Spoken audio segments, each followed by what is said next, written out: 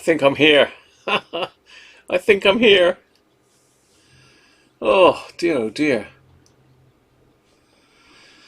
Wow, what a struggle. I've been here messing about, to be honest, with the all the settings. So God only knows what's going to happen today, because I've got no template for this. I've just literally set this up in the last half an hour. I've never connected this computer to the telly before, to the not a telly, to the laptop for the live stream. So there you go. So we've got a few in already. Afternoon all. Looks like my audio's a bit loud. Let me just see where that is. Where's it clipping? I don't know. It seems like it's too loud, but I think no, it's looking all right. It is okay. So we got a few in. I think I don't think it was Mike was in first, was it? It was someone else. But once again, all my chats disappeared off the top. So Mike and Ninja said he gave away 2 Amiga 500s fully boxed, all the manuals, PSUs and cables, everything. That's a shame, isn't it, Ninja? Theo's in. Hi Theo. Radio HF and shortwave. Tom's in. Hi Tom. Theo. Hi Theo. I said Theo. Hi. Afternoon Nick. Doug's in. Hi Doug. How are you? Sean's in. Hey up Sean. Starting without me. I hope I'm here. You're still recovering from work, Ninja. Oh dear, oh dear. Benji. No lurker for Benji. Colin's in. Afternoon, Colin. How are you? Night Ranger. Good to see you, Night Ranger 222. Yeah, that's just my little trailer. My little channel trailer, mate. Rob Cross. Afternoon, Rob. How are you? We've got Phil Taylor. How you doing, Phil? Mike Atlantis. Michael Hyde. I think Michael Hyde was in first, actually, today. I think that's everybody that's in so far. Ah, it's Harvey ZX, that man again. You do, or is it me? It's you. Is it you, or is it me? Or is it you to me to you? Oh, dear. So, I was going to look at the Atlantis today, but to be fair, I'll probably best save that for Sunday, because not everybody's into computer stuff. So I don't want to sort of kill Sunday's live stream just doing computers, so I thought I'd pop on and show you it today, really. It's been a hell of a journey, this one, to get it working, and I've been doing it on, because Saturdays is my day off, really, where I play about with my own stuff. So every Saturday since Christmas, I've had this computer on the desk, going through it and through it and through it and through it. Oh, it's been a nightmare. I've enjoyed tinkering with it, to be honest, and trying to find out a bit more about it. Benji wants you to buy his stuff. I don't know if Benji's actually got any stuff for sale. So, as I say, today I don't know what's happening. I'm saying that my stream is running at 30 frames a second. I don't know if that's true or not. It says it is. Seems to be doing 30 frames a second quite comfortably, actually. Strange. Every time I set up a new profile in this, it does something different. And I mean, at the moment, I've got no latency, no errors, nothing. Strange. Oh well. You got bits on your stuff. Benji's got his knobs up for sale. Stream's all good. Audio is different, but good. Yeah, I wonder where the audio is coming from. It's always a surprise to see where the audio is coming from. Is the lip sync different, Sean? Or is it because I'm coming from... I'm going through a different route with the audio today, that's all.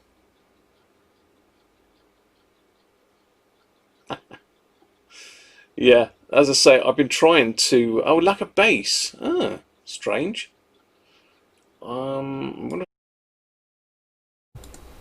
Is that any different? Have I got bass now or not? Or is that still the same? I've not messed with any of the settings, to be fair. Sync is good, just different tone. Ah.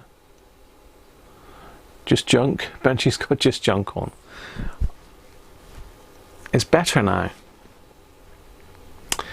Strange, but I mean, I'm not going to go into the technicalities. She would say it was better before. Oh dear. I suspect it's the settings in here in the audio sense, because I've got no compression or anything like that on. There's no equalizer.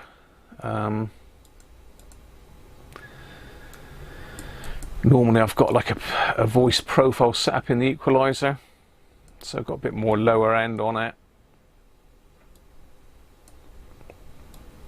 and a bit more treble. I've sort of got like a curve. So if we go enable the equalizer there, and let's go back to this audio. So in theory that should have a bit more bass on that now. I don't know whether it has or not, but there you go. Sync's improved as well, is it? Oh. You're watching on your mobile, Ninja. Yeah, a little postage stamp window, it looks fine. Ah, dear. Much deeper. Sounds okay. Yeah, so when I'm switching cameras, I've got to make sure that my audio still stays on, because it's doing some weird things mixing the audio. I don't really want to have to do it manually if I can help it. I've got no buttons I can push today apart from fading stuff in. That's about it. So let's try fading across to this then. Now should be on audio. Hopefully if I go picture in picture you can still see me. Yeah, excellent. All seems to be working so far. Now the problem's going to come when I try and put the game audio through. I don't know if I can get the game audio on screen. There is a way to do it, but I don't know what it is. I just don't know. But we'll have to play with that as we go along. So this is the Amiga in all its glory. I've got it connected up to the computer with this box of tricks that Mrs. Cruncher bought me for Christmas. So this is an open source scan converter. So basically it's allowing me to output HDMI through via the Amiga. At the moment it's saying no sync. Now there is a way to get the resolution of this right up to HD, but so far that's eluded me. It's got its own little remote control as well, just in case it goes into outer space. I got a mouse connected up, and I've also got my trusty zip stick, I think this is. Yeah, zip stick connected up as well. So I'm all ready to go. Good to go. Power supplies over here. There doesn't seem to be anything wrong with the power supply. This needs retro brighting, so these keys are not supposed to be this orangey colour. You're in time for the Lemmings launch, you are. I have got Lemmings here somewhere actually, Tom. I was having fun playing that the other day. As I say, I've got Monkey Island here, but one of my discs is corrupt, unfortunately. I mean, it's a copied version. Not by me, but you basically load up disc 1. You get so far on disc 1 and it asks for disc 3. I put disc 3 in and it just failed on disc 3, so I couldn't go any further. And I took it apart, and there was a speck of, I don't know what, a speck of someone's dinner on it. I couldn't get it off and it damaged it, so there you go. But yeah, Lemmings is a classic Amiga game, isn't it? I mean, it was released on other platforms later on, but it was originally on the Amiga. It was originally an Amiga game. Yes, I did see that, Tom. I think it was for a whole Amiga, wasn't it, with all the bits? It was a really good price. But I think it was over in Ireland, so it would cost me an absolute fortune to get it posted. And I've now got really 3 Amigas here. 3 Amigos, 3 Amigas. Yes. So the idea is to try and get this on the screen so as you can see it. Now at the moment I've got a program in there called Jaguar XJ220. So if I pop that on, it should sync up, and I should hopefully, if I cut to the screen,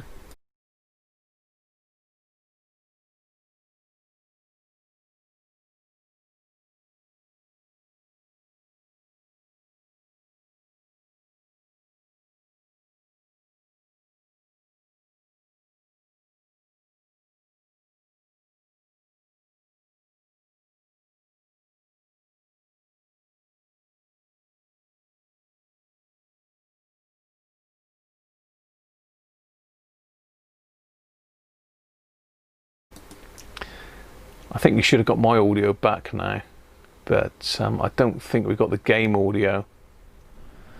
Yeah, I thought that would happen. It wasn't happening just now, Sean, but you know, these things are sent to try us. I wonder if I go picture in picture with that, what that will do.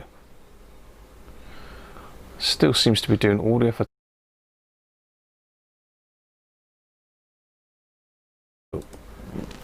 Well, you know, it doesn't look like we've got the game audio either.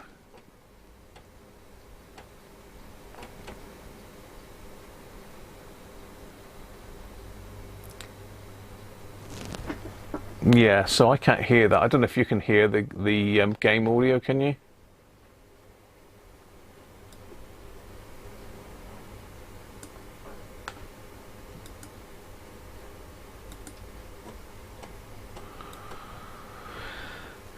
Yeah, I'm not sure why the game audio is not working. No game audio? It was working. It was working very nicely, but it's not now.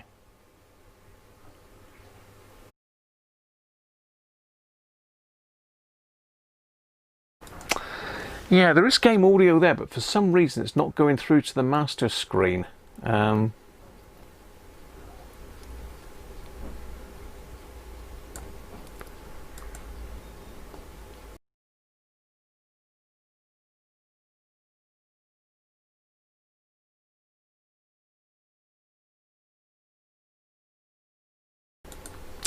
Oh well. Yeah, I'm not sure why that's doing that. I can see the audio, definite. I wonder if it's because it's not mixing it properly.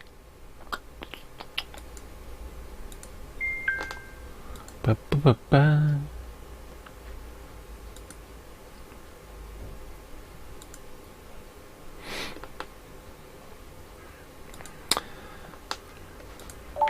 Yeah, well, it doesn't look like the game audio is coming through for some reason.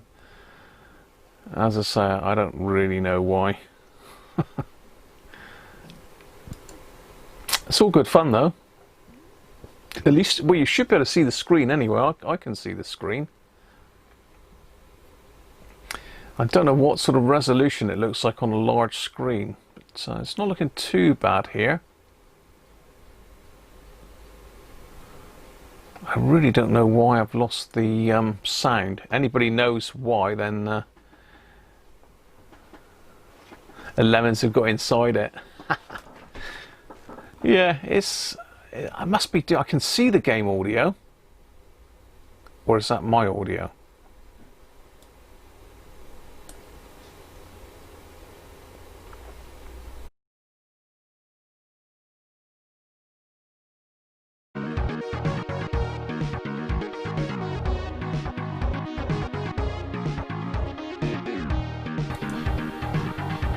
Okay, can you hear me as well as the game?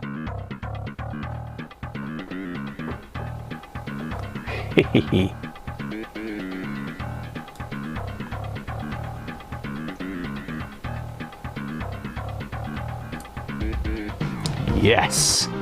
And you should be able to hear me over the game, hopefully. I'll just pull the level down on the game a bit.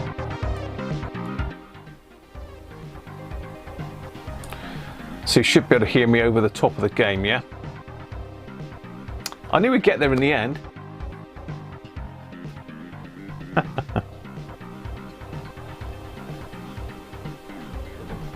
Wheels have been stolen.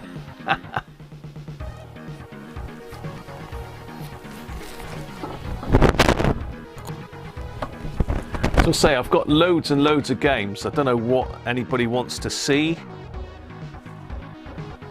We can try and play this one, but I need to go and get the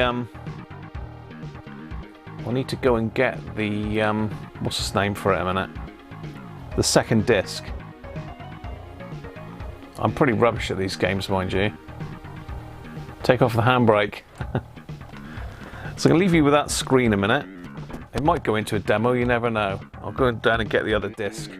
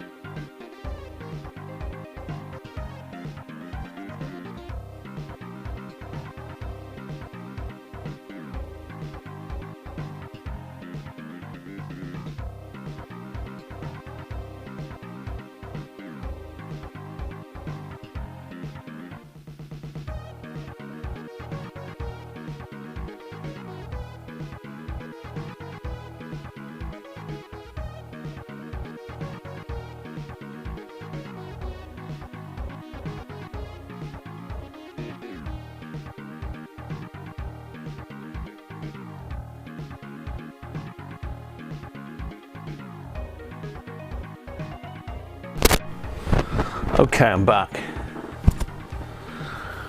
Right. Game is not your thing. I know, Benji. Game is not most people's things, but it's just really having a play with what I fixed, really. What I was going to show you was really the repair, because I know a lot of you be happy with the looking at the repair side of things.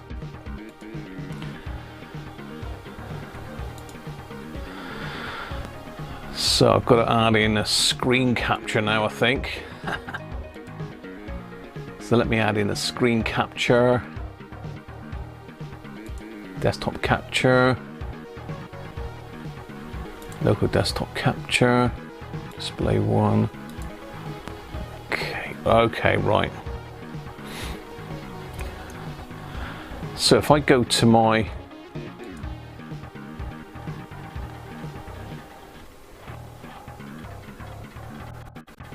what number's screen capture on? No, it's not that one.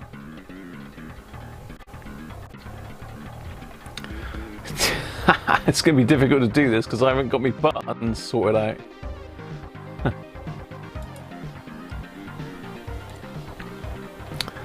Okay.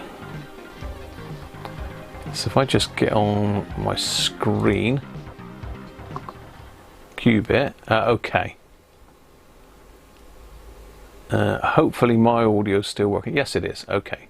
So let's just go through then. Do full screen. Okay. So this was the Amiga when I first pulled it out. There's actually two of them. I think I've used the case from one and the keyboard for the other, because I think this one here, this key's broken. So this keyboard's slightly lighter, but let's just go back.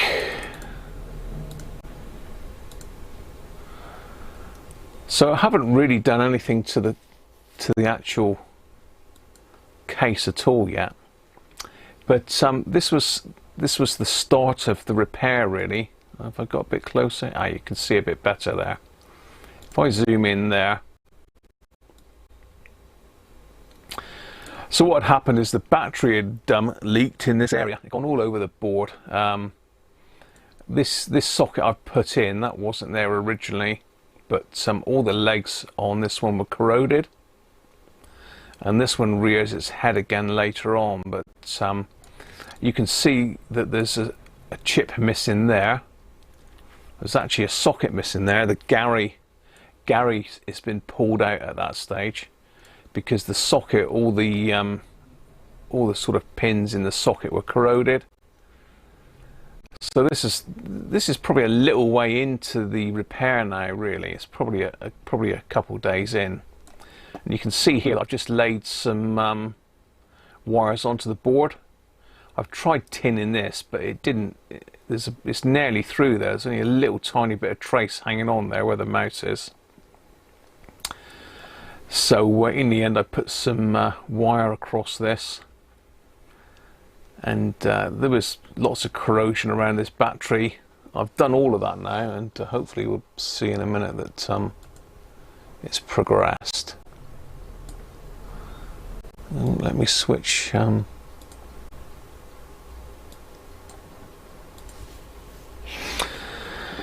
And this is one of the worst areas of corrosion. You can see when I was desoldering it, it's all gone brown and gooey, and that's a mixture of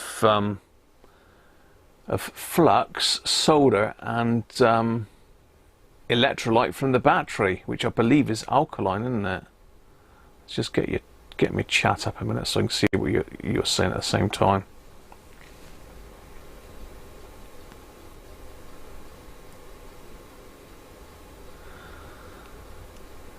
Everybody with me? Or are you with me? Or am I talking to myself as usual?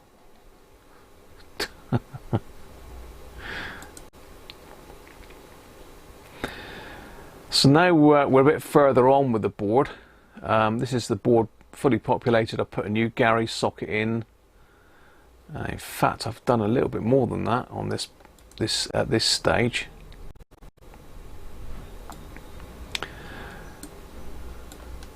So Gary here has got a new socket, that IC.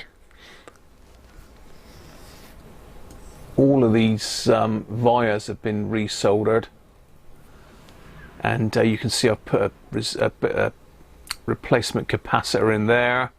I've socketed this one. Still haven't touched all of it up yet, but I've put some green down on the board. But yeah, at this stage it was still not working. I was getting a green screen, nothing, and I'd pretty much repaired all the traces. I'd gone right the way through all the pins on Gary. I mean, there's 48 pins there, all going all over the board, and I've traced them down through Fat Agnes, down through to the CPU. I mean, it took me forever to trace that one out, but still nothing. I think replacing one of these improved things slightly. I had a green and red screen, and then I had a green screen, and then I had a green and yellow screen. It was a nightmare, absolute nightmare. That's a bit of a close-up view, but that's a bit better view. You can see what I've done to the area of corrosion now. So I put, what do you call this stuff? I can't remember what it's called now. Solder mask. Yeah, I put some proper solder mask on it to cover up all the bare wires.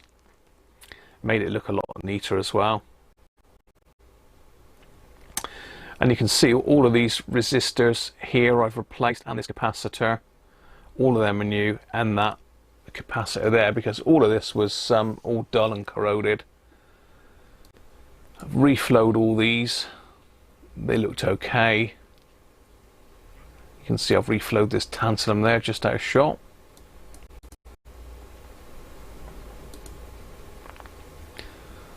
Just another picture of that same area, and again, different angle.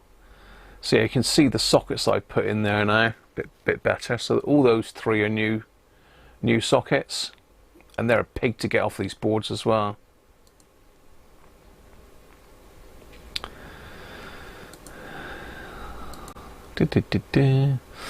Now this is the RAM down here. Now, you know, the flashing green screen indicates that there's an issue with the RAM down here. This has got 1 meg of RAM on it because it's the A500 Plus. This is what they call the chip memory. You can see I put a socket in there. I ended up having to take that socket back out because the heat shield wouldn't fit back over, like screening wouldn't fit on it, so I had to take this socket back out and put the chip directly onto the board.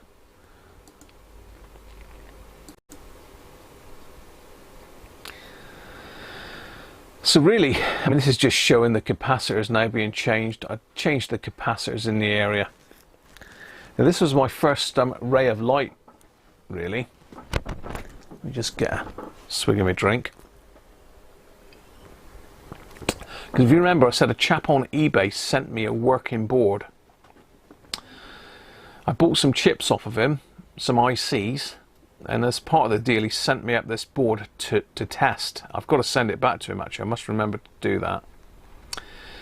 And because I'd ordered up this Fat Agnes chip because I thought that was faulty.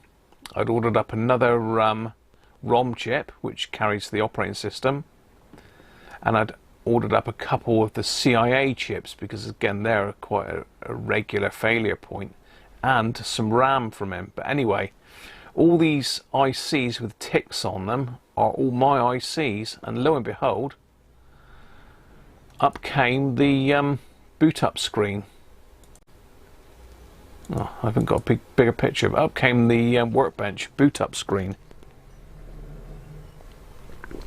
Insert disk. So that really eliminated all those ICs from my sort of investigations. So it did give me a bit of a headache. I bought this diagnostic ROM as well to try in there, to try and see if I could get it to boot up with that, but it still wouldn't boot with a diagnostic ROM. That's the board with all the chips in. Data path, that's just showing me putting the sockets in the data path. So after putting the diagnostic ROM in, I was getting this screen. So it was still flashing green and red underneath, but I had this stripy thing then come up. Hopefully you're still with me, people. Afternoon, Gary. Yes, the CPU was a 68,000. You're right there. You're right there, Ninja.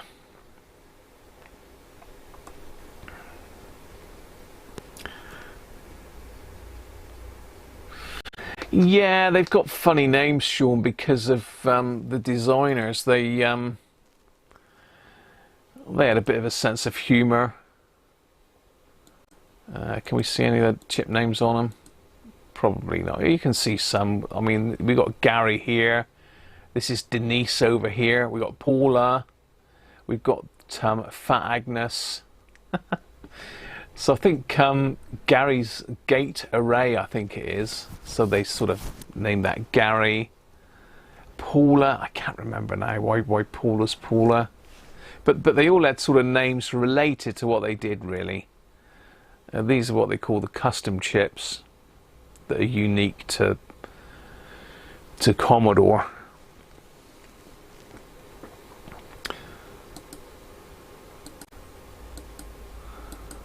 But yeah, it's nice that they did it. So anyway, after days and days of hunting,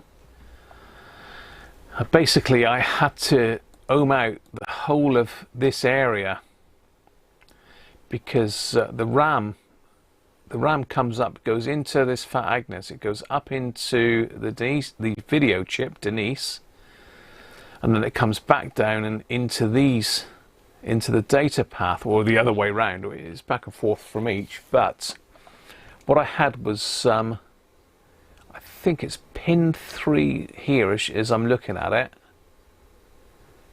Connects via, I think it's this via here, over to pin 3 on this IC.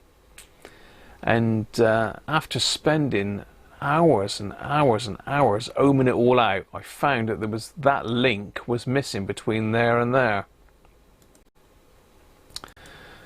So I tacked this in. I tried reflowing the via and reflowing this pin. That made no difference. The break is somewhere on the top of the board underneath the IC socket. And lo and behold, after putting that wire in, I got the boot up screen.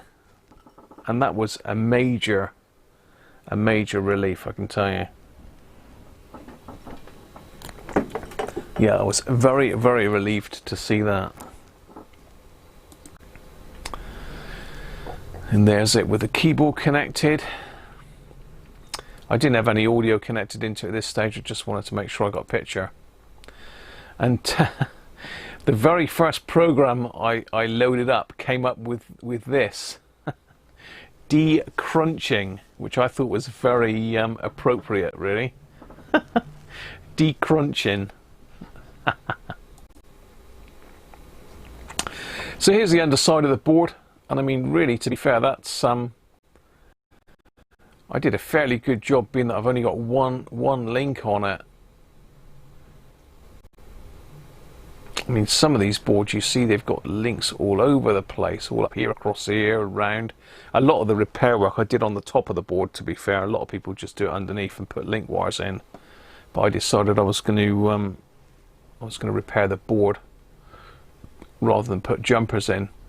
And I could have repaired this as well, but I've had to take both the sockets out to link them back together and do it on top of the board. So I thought, nah, it's just as easy to link it across the bottom. So here's the board all back together after putting that link in. As I say, I've had to take this IC out and put it directly into the board again now, because it was just knocking against the metal frame that goes over the top. I recapped it as well in the end. Again, I'm not sure what to do with this board, whether to keep this board. I probably will end up keeping this one, because I've got that brand new board to build and another one to repair, so I don't know. That's for the future. This, at the moment, I've got myself a working Amiga, so I'm happy with that. That's all the other caps.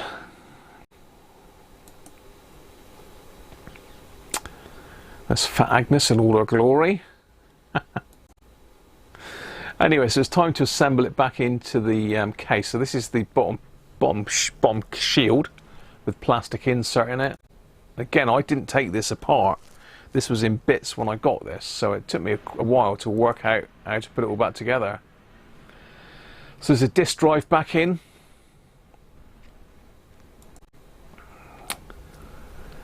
You can see I've got the top shield on there now. Keyboard's back in as well. That just really sits in slots on the bottom. And that's my first go downstairs on the telly, with it connected up via the OSSC box, the scan converter, and lo and behold, Monkey Island. Up we come with Monkey Island. So there you are. That's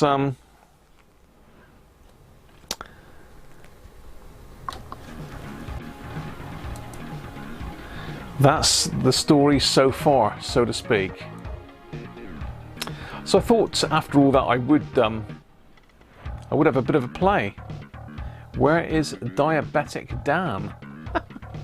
Michael Stevens, how are you?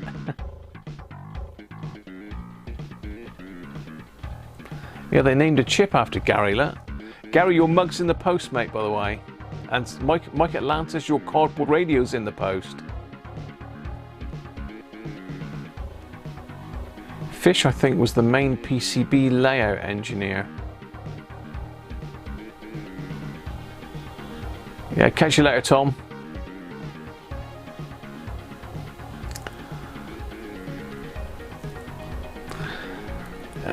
What we're saying, Harvey, so the bus buffer was not selected or the direction was not set.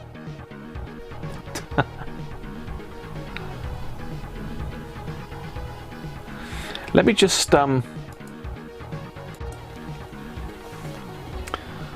back, because I think on the board somewhere here it does say, I don't know if we can actually see it from any of these pictures.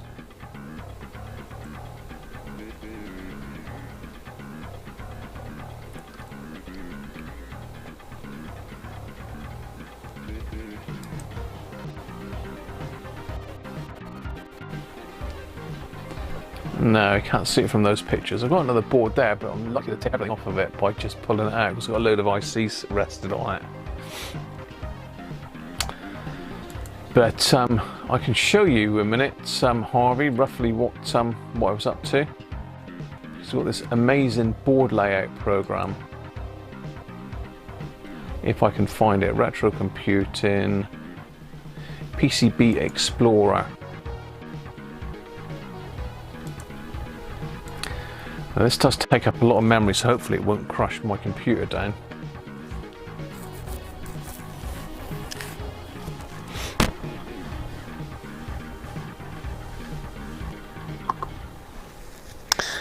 So you should be back on my screen, hopefully, with me picture in picture, and you should still be able to hear me, hopefully.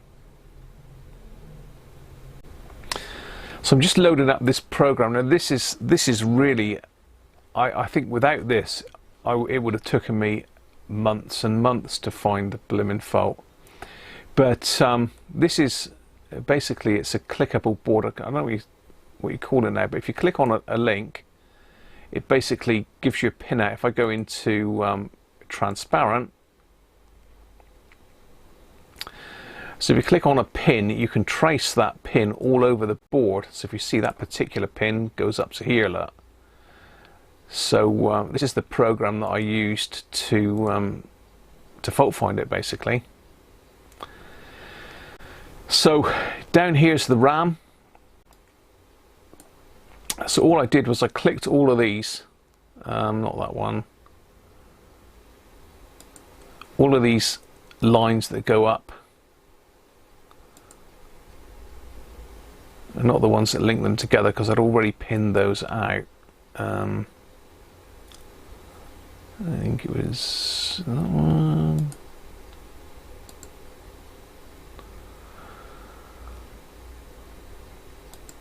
So these programs, I mean, you see the guys like Lewis Rossman and that using these programs to fault find the smartphone boards and etc.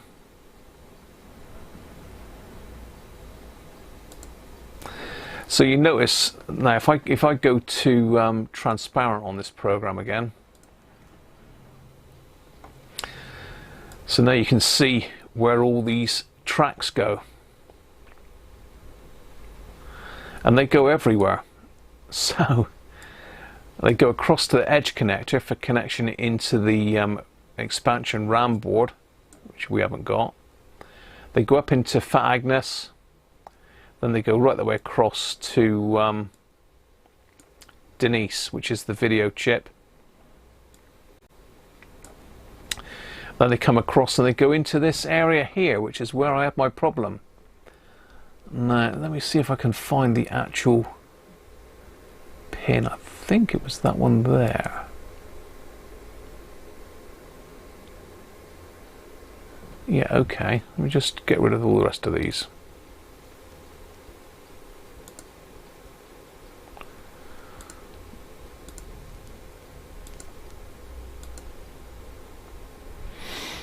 Okay, so it was this. So we had the green screen, so it was a RAM error, but it's this pin here, which is U18, which is one of the RAM chips. It goes over, so I had that connection there, no problem at all. I had this connection here to Fat Agnes, and I also had the connection over here to Paula. That was all good. And I came down here, I had the connection there, I had it there, but when I ohmed this pin out, there was nothing. So I had a break between there and there. So I can go in a bit closer.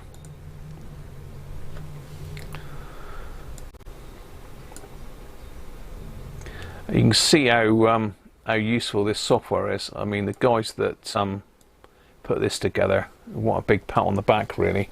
So yeah, it was broken from this point to here. There was no connection.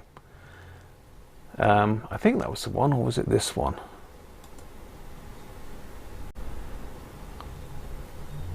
No, I don't think it was that one.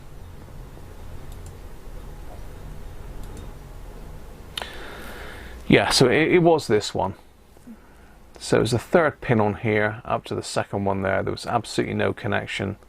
So that's where that link wire goes, basically. And this is on the top of the board. You can flip it onto the bottom of the board, but the break is on the top of the board here somewhere. So as I say, what I could do is take this socket back out again.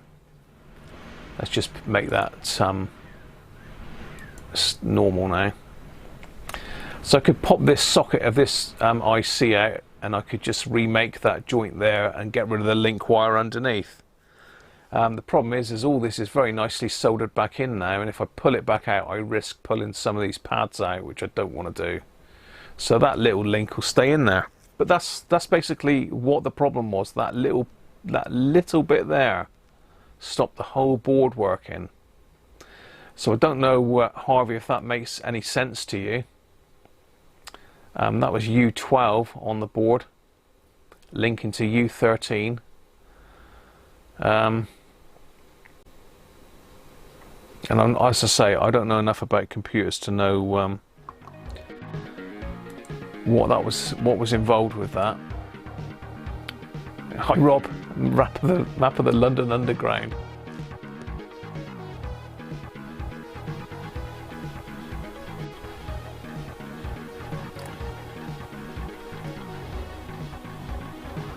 Yeah, that'd be nice, Ninja. Or games. Yeah, the Amiga chipsets are difficult to get working ones.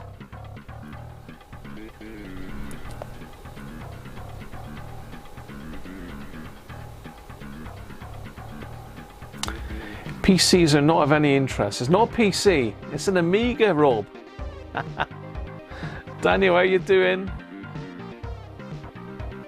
So there you are, that's my little bit of detective work. So let's have a look at maybe something else. Let's go back to, keep forgetting I've got to click the button to get us over now. So I'm looking at what we've got here. Turrican, Lemmings. Should we have a game of Lemmings a minute? Ah, cool. Did you see that? That was nearly a big collapse then. I've got to be careful because I don't want to put these anywhere magnetic. These are just demo discs, etc. I don't want to put them near any magnets because it'll erase the discs because they're magnetic. So if I pop that out, pop Lemmings in. Let's go back to the screen again.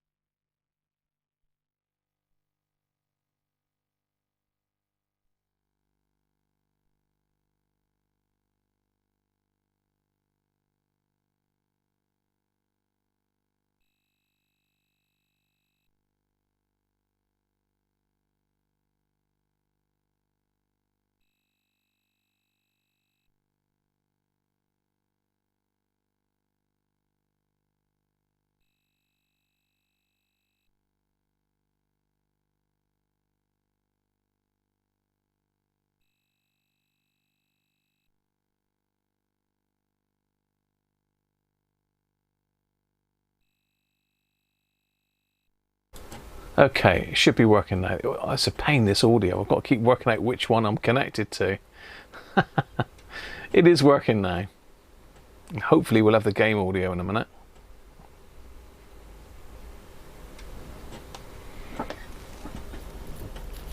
This really is the classic Amiga game. Hopefully it'll play. Please play, game. Please play. I'll get it.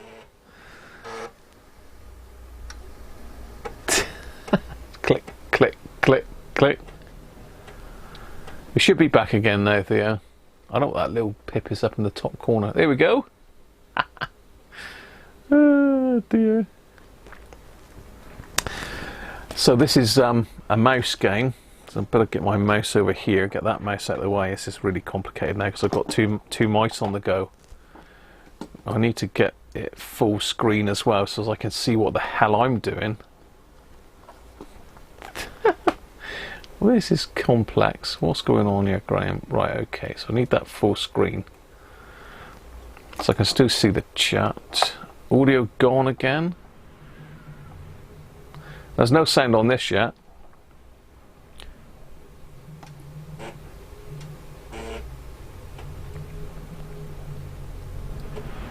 You mean there's no sound on the game?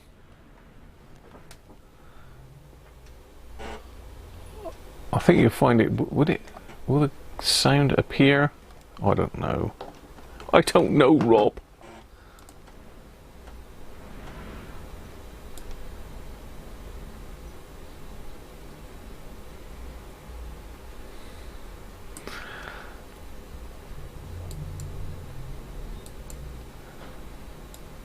We should have some sound on the game. Let's have a look.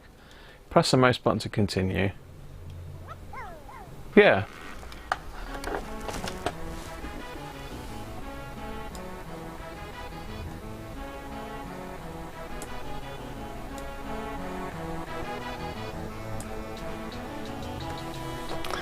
Right, let me get this full screen so I can see what the hell I'm doing here. So the object of this game, and it's a very simple game, is you've got to get all these little guys, you've got to get them in their home down here. And you've got various little things that you can click on. So that's a digger, I think. So if I click on one, he starts digging that. So it's like a puzzle game.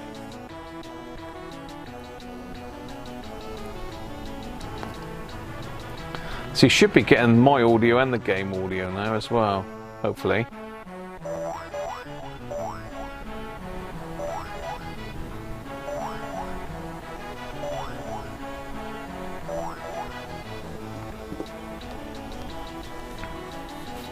It's a bit of fun, isn't it? So each level is different, and I can't remember how many levels there are. So there's a code there. So if we get crashed out, you can just type that code back in and you're back. So let's try the next level. So floaters, only floaters can survive.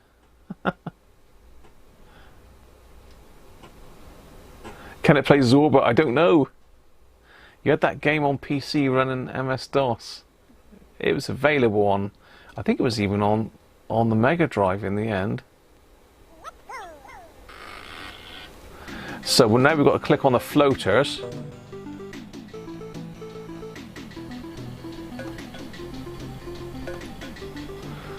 So we're giving them all... Oh, I missed one there. He's going to die. Oh no. So I'm just clicking on them all as they appear. If I miss any, they'll get squatted and die.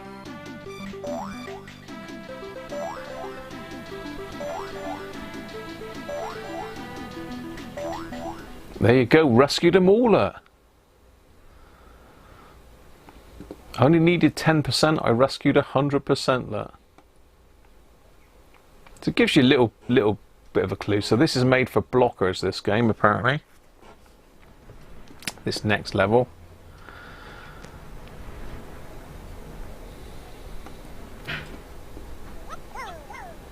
So we need to click on the blockers now. So we need to set one to block to stop them going that way. As you can see, I have played this before.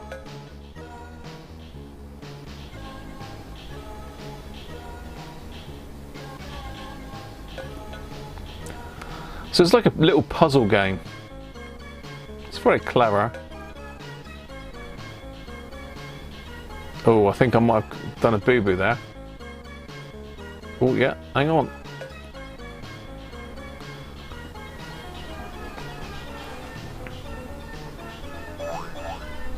There they go. They're free. It's boring. It might not be boring for everybody.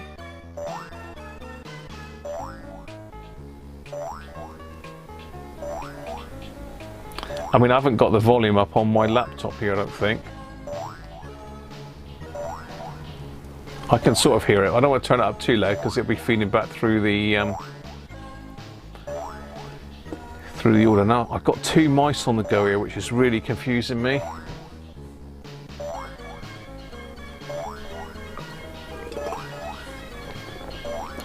I don't know if there is a Greek version of it, Michael. There might be.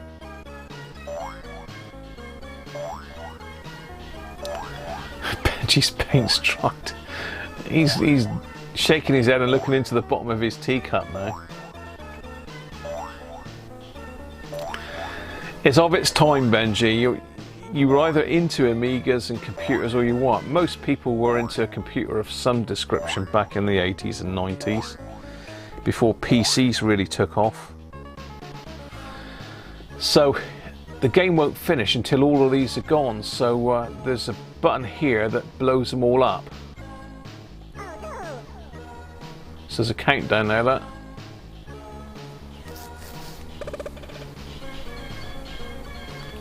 So it blew up all the poor little lemons.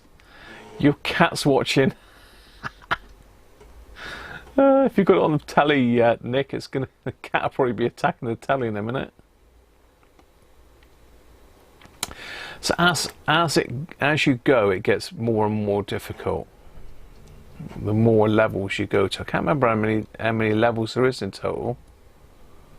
I don't think I've ever completed it. Right, so we need a digger first. We've only got one.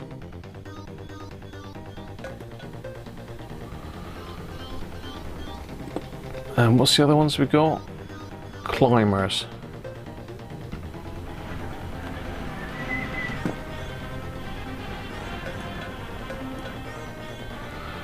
So you've got to click on them and get them to climb up.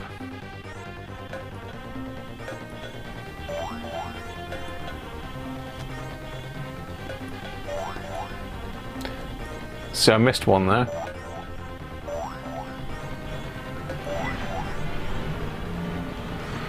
So you've got to wait for him to come back now.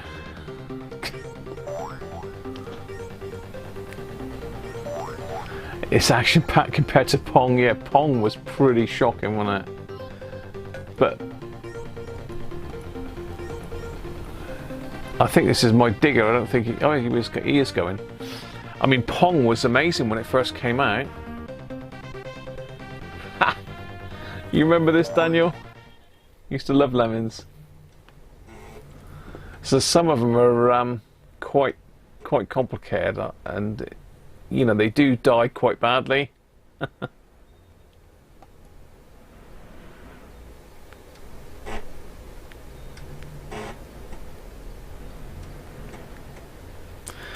It says I need bashers this time. It'd be interesting to watch this back on the telly later, really, just to see what the picture's like.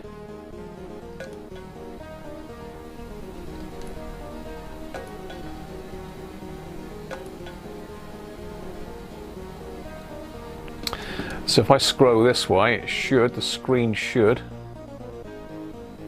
Yeah. Oh, we need more bashers.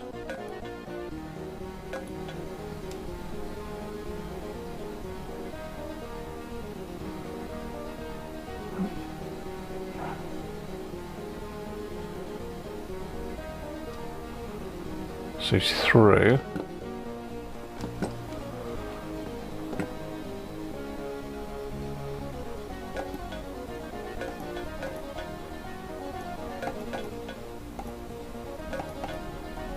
Ah, where are they going?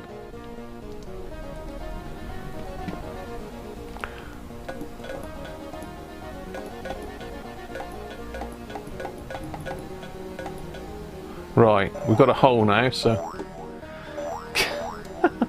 I'll tell you what, there's a bit of a lag on it on this screen compared to normal because I'm connected to the internet.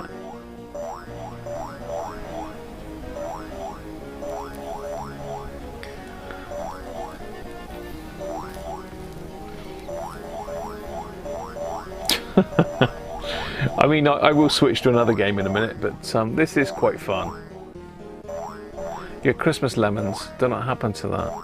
Yeah, I remember that. I think I've got 3 Lemmings games here, Harvey.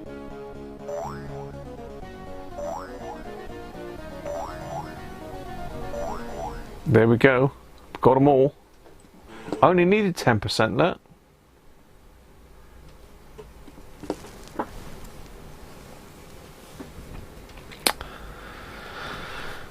Let's do one more level and then we'll switch to something else.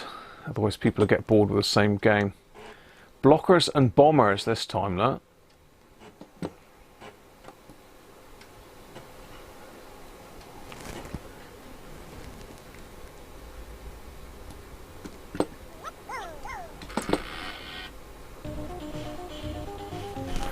I think we need a bomber.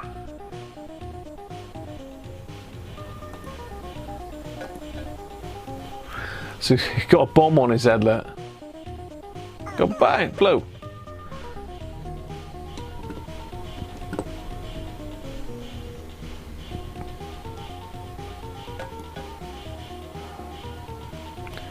Ah, you got to time it just right.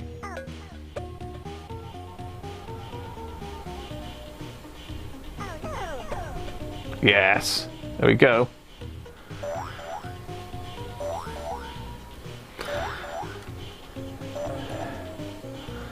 So we don't really need a blocker because they're all sort of going the same way now. Try and stop them getting blown up. Cheers. Thanks, Rob. It was a bit of an effort, to be fair, but I was really pleased to get it working. And it's working perfectly. I mean, it sounds great. Audio on it is amazing. I don't know, as I say, I'm not sure what it's like your end. But it's really good on the TV. Put it through some hi-fi speakers, it would be amazing.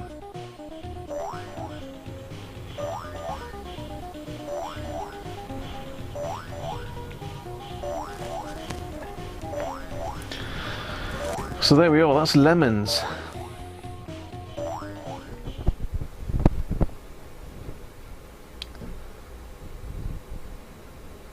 You've got to put the light on and you can't see your keyboard, it's dark outside. It's not dark here, but it's just horrible and dingy at the moment. Cheers, Sean. Catch you later, mate. So there you go, that's Lemmings for you. So let me get the other mouse back, because it's really confusing having 2 mice and I haven't got enough room for both of them on the desk at the same time. Let me just go back to here then. Hopefully my audio's still there. Yes, it is. Excellent. So let's have a look at something else then, shall we? That's Jaguar XJ220. We don't want that. Oh, hello. Sounds like something's blown over outside. Not surprising.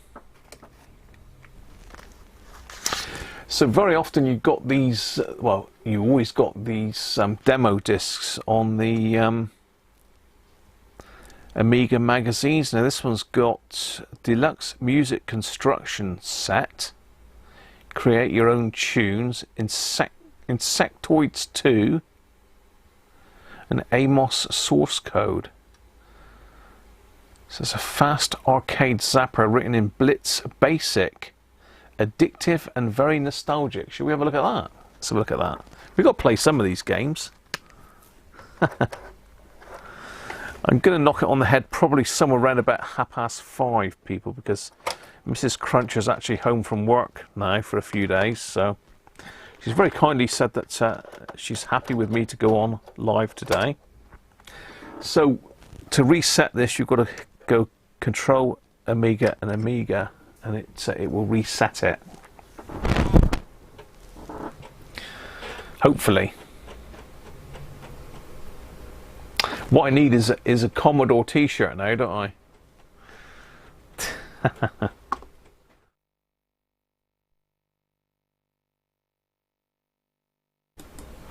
I don't know why it keeps taking my audio away. It's a bit naughty.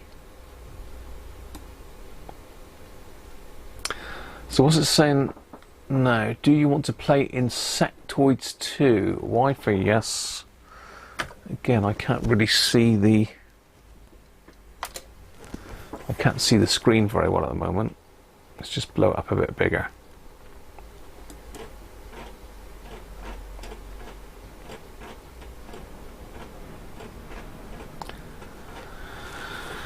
Insectoids 2. If I remember rightly, this is a little bit like Galaxians. Listen to that drive. Stop doing it now. Is that my mouse, that little insect thing?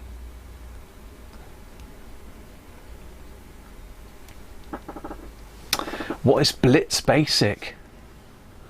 Mark Sibley. As I say, this is only a demo disc off a magazine, so very often you didn't actually get a full game. You just got the odd one level, but I think this might be the whole game.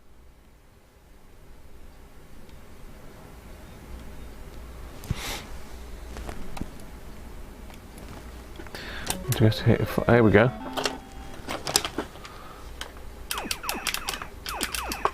Yeah, so it's like Galaxians.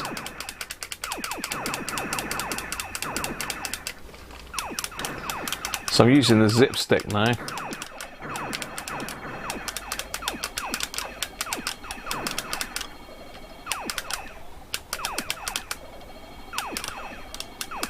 Get off.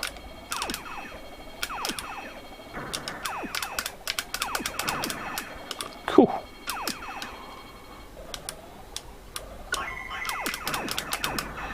I think that was an extra life. Ah! It's quite quick, it's quite responsive. Ah.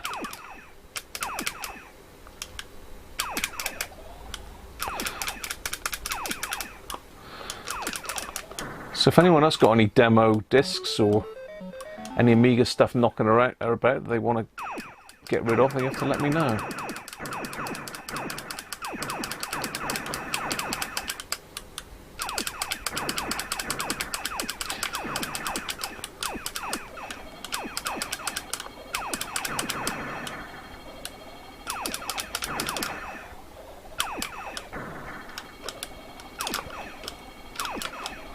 I mean, the graphics are a lot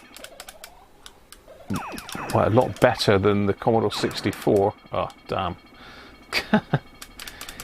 Yeah, if you pull out a Commodore 64 or even a VIC-20 after you've played this, it looks shocking. Ah, missed it. Oh, died again. Get ready. I'm ready.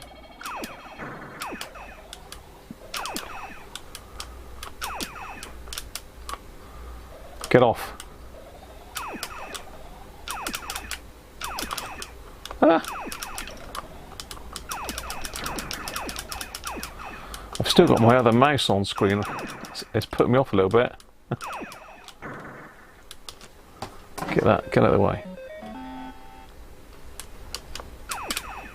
Ah, there, I'm dead. There you go. The capacity of the discs, I think they're... I don't know if I've got one that's got the capacity on it.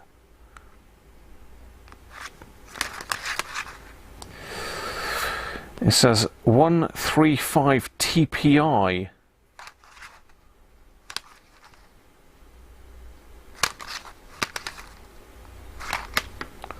$720 kilobytes. I've got on one of those. 720 kilobytes. Harvey.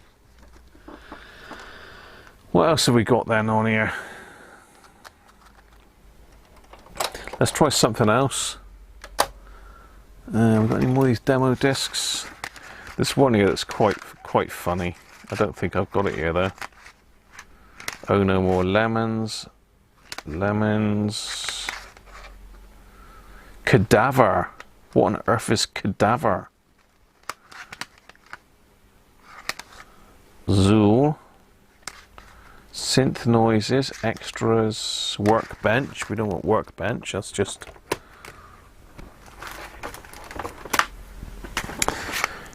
Space Invaders. I don't think Space Invaders works. It's a shame because I like a bit of Space Invaders.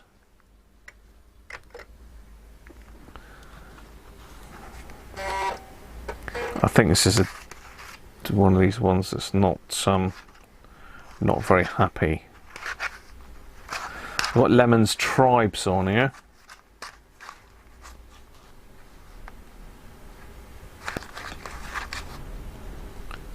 Yeah. So we've got some software failure. So sadly that's not working.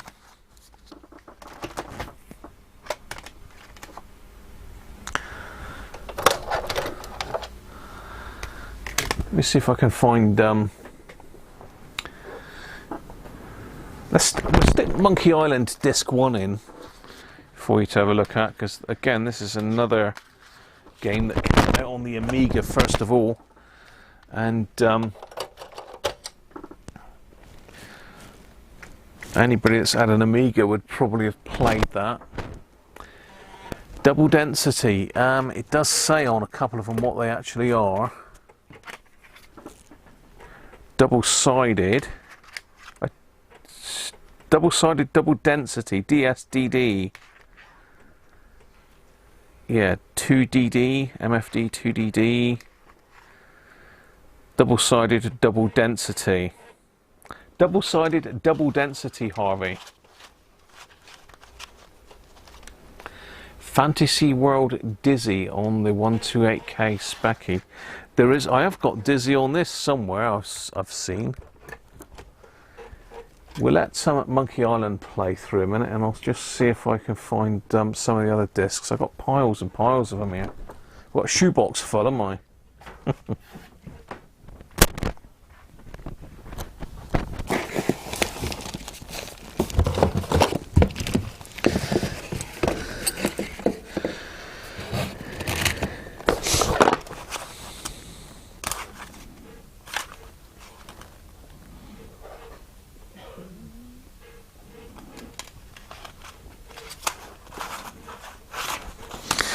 Okay, there's a few more demo discs there. This takes a little while to load up. So I think this game has been cracked, but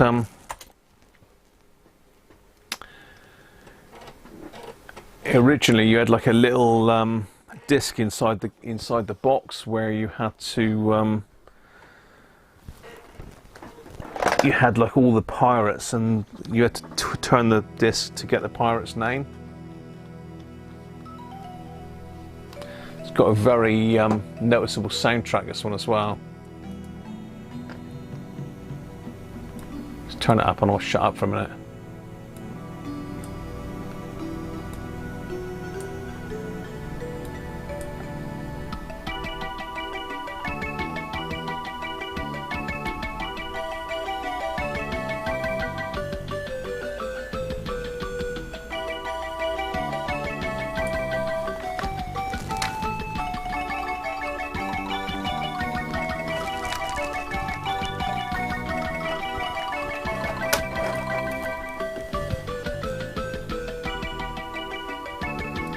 It wasn't a guru meditation. Very similar though, Michael.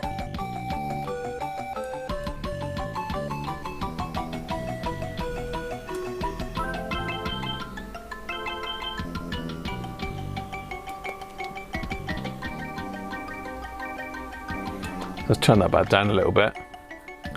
You fixed up a server, did you, Rob?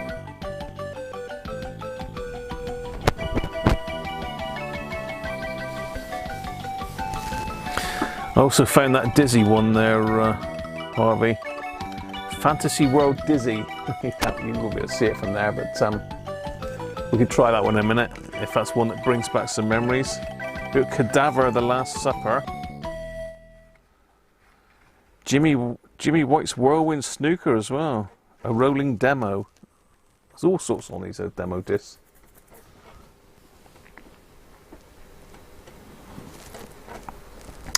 So Monkey Island is a very much an in-depth game.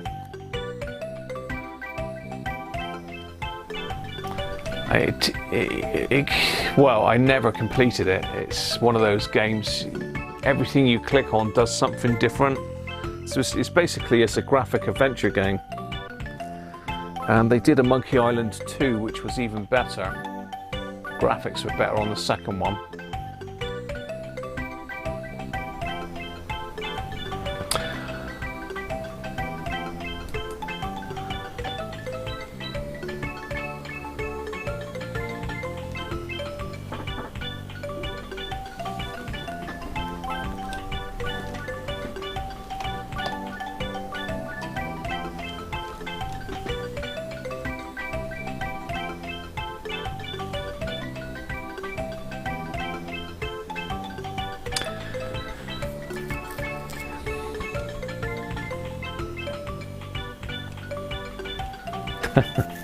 The scum bar. They're in the scum bar.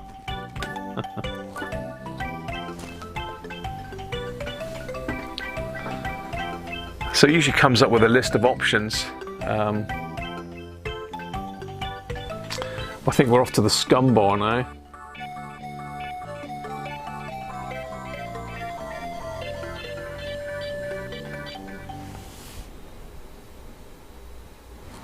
So it looks like my mouse is active now.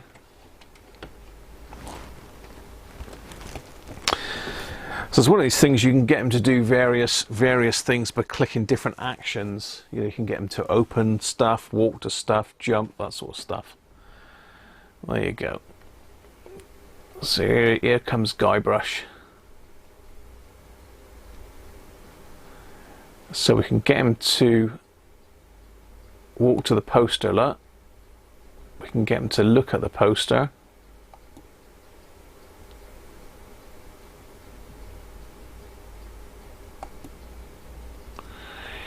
We elect Governor Marley.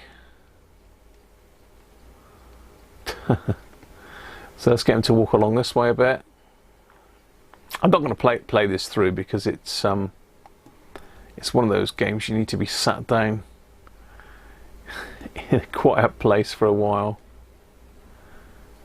Right, walk to door. So we want to open the door. So click on open.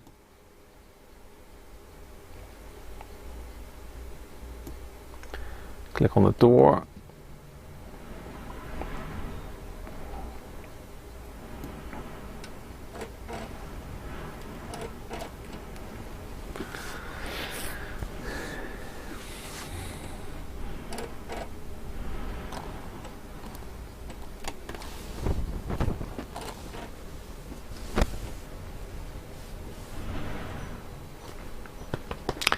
Don't know where Stephen is tonight. He wanted to see this, didn't he, really? So I've got the wrong mouse again. I need to get the mouse over here. So we can start talking to these pirates now, look. So if we walk over to this guy, and then we need to talk to. Let's click talk to. Click on him.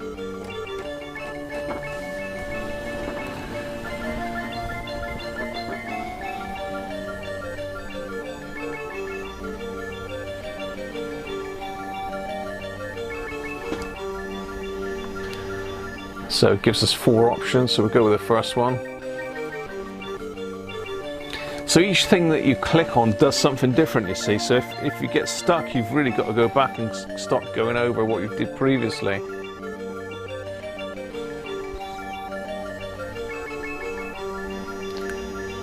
So we can ask him what his name is, look.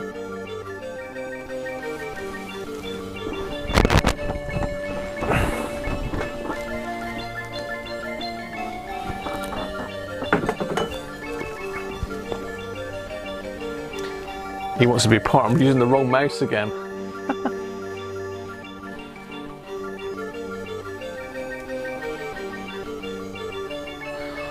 I mean, compared to the computer games we're playing now, this is archaic, really, I suppose, isn't it? But it was good fun back in the day when this was the best there was, really.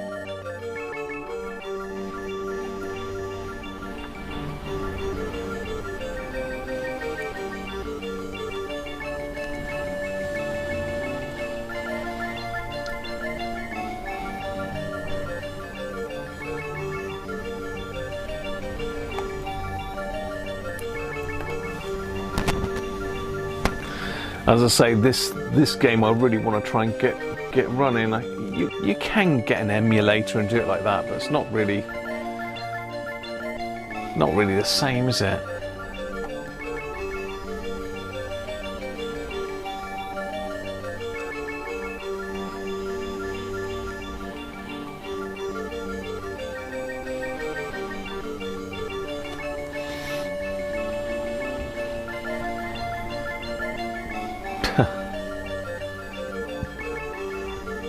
This grog's gonna go flat. Great stuff.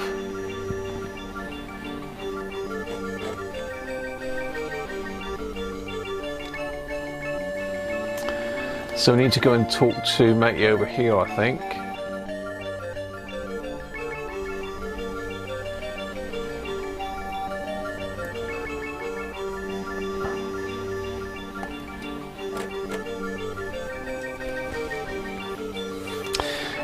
This is one of these things. It's not everybody's cup of tea, but you know, back in the day it was good, wasn't it?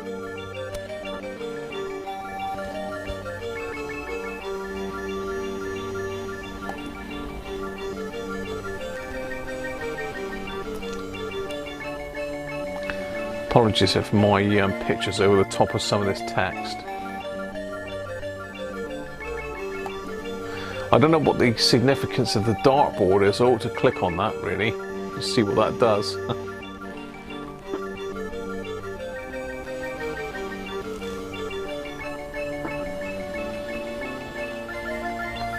Yeah, I think you can emulate it with a Raspberry Pi Ninja.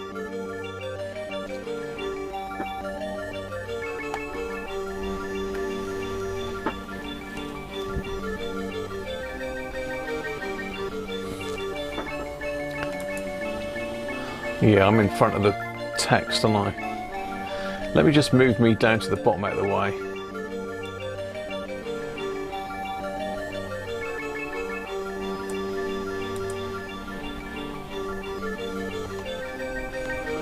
That's better.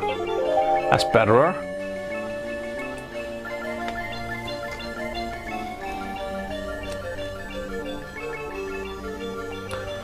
Let's see what the secret of Monkey Island is. Only LeChuck knows.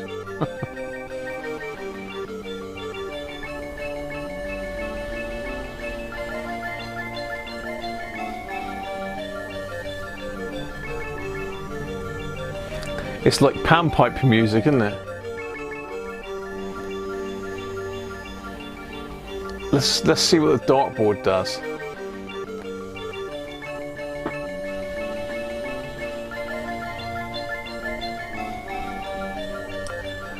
It's a horrible accident. So this could be significant. Drinking and darts don't mix. Oh, excellent. Tell me.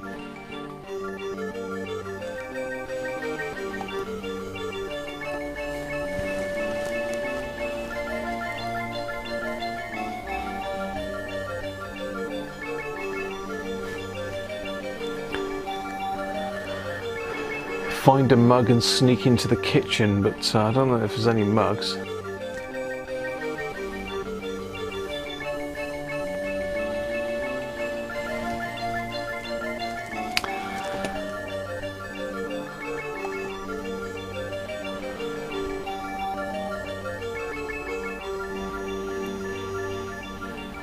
That's some important looking pirates there, look.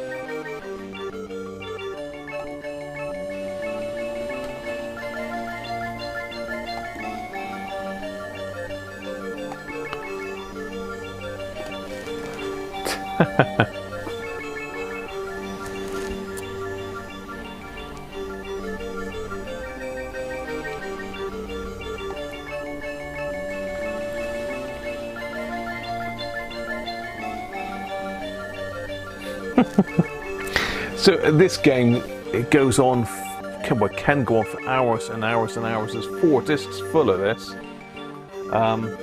This is only disc 1, like the intro disc.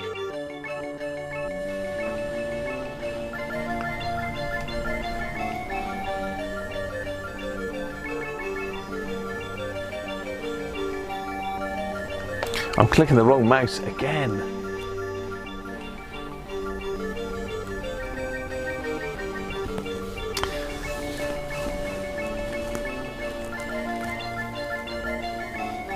Oh, it's just giving me a notification that I'm live, look. That's nearly an hour and a half in, look, and it's just told me that we're live.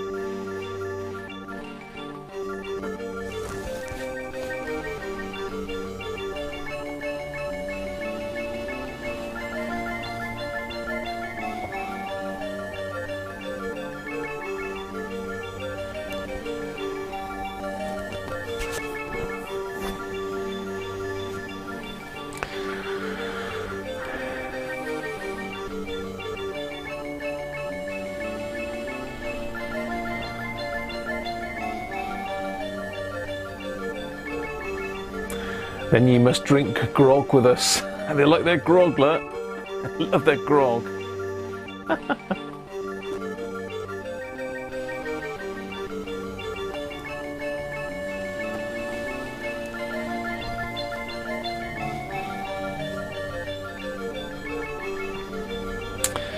So when you think of today's games, where you've got these real in-depth, huge games with like realistic graphics, this is a million miles away from it, isn't it, really? But I don't know, it's just something about the modern games. I can't really get into them. They're not moving a lot, are they, Harvey? Anyway, should we try something else? Let's go with I don't know, some of these discs need cleaning. They're pretty mucky.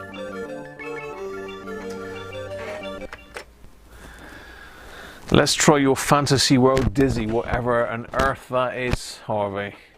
I do not know what it is. As I say, this scan converter will run up to 1080p. It should do. I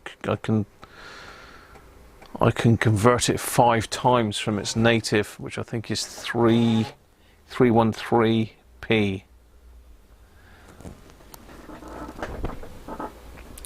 Codemasters.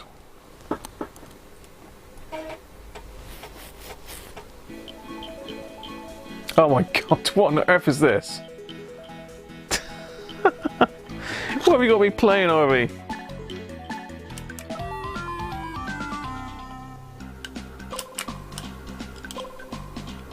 Ah! Christ, you don't want to walk into the fire then, I take it.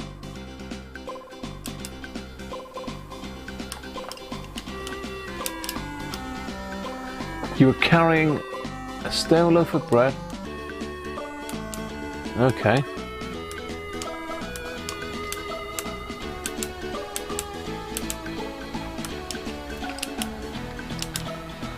I bet so I don't have to push the...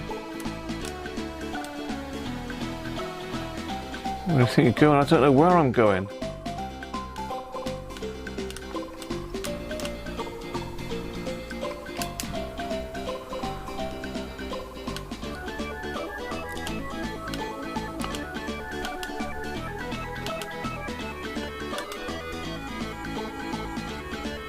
How do I get up there then?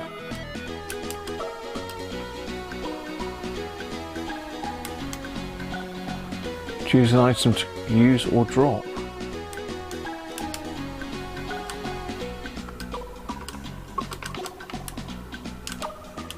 You're gonna have to help me, Harvey. I ain't got a clue what's going on here.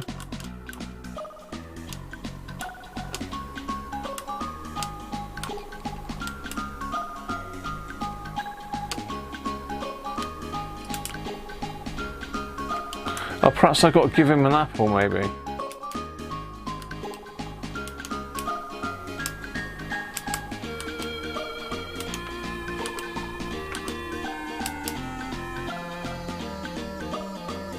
I'll give the apple to the troller.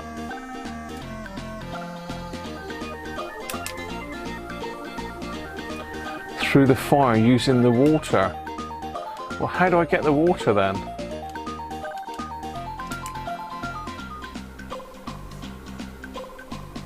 A jug of cold water. I've got the water now then. Okay. Oh, damn. You were burnt in the flames.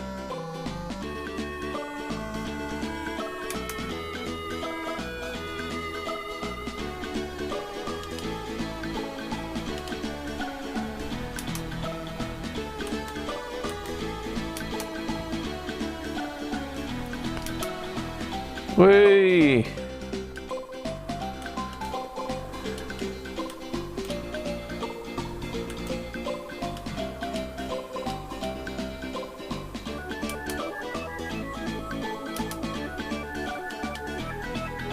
I take it I'm going to die if I go that way.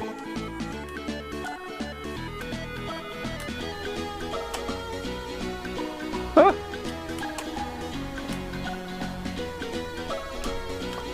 Ah, get off me, ratty! What on earth am I supposed to do now?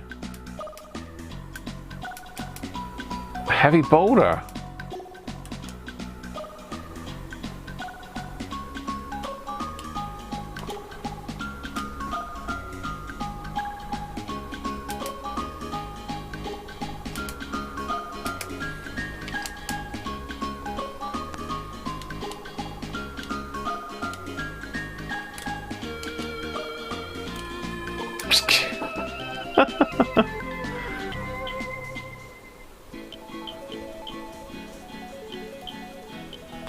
Yeah, the Spectrum, unless it was the later Spectrum, would have been a bit more pixely than this, wouldn't it?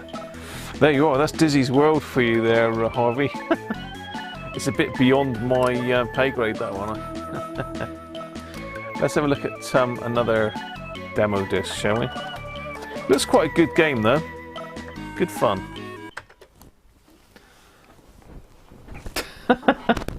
Yeah, it's a bit too complex for me, that one, Harvey.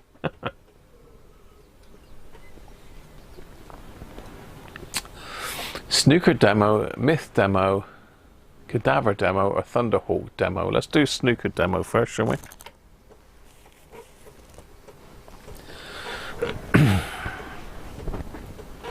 Stand on the bread. What was I standing on the on the bread?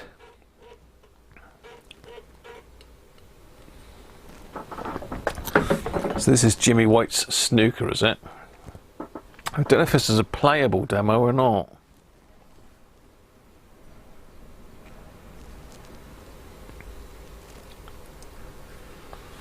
Yeah, Codemasters were pretty big, weren't they? Ocean as well. Signosis. Team 17, there's loads of them, weren't there? And some of the demos that used to come out as well, they're like demos that people had made themselves. Firebird.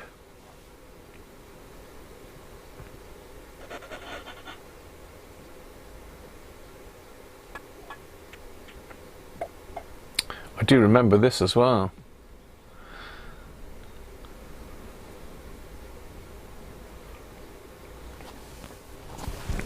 And this is just, I'm not doing this now. I ought to say it was me, didn't I? Let's see how good he is first. Yeah, that's me playing. I don't know how you exit back out of it.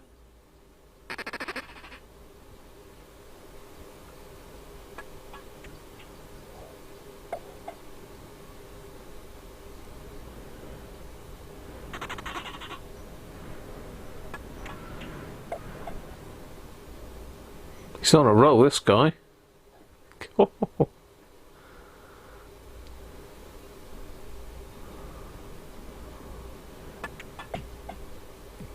Whew, hell of a shot.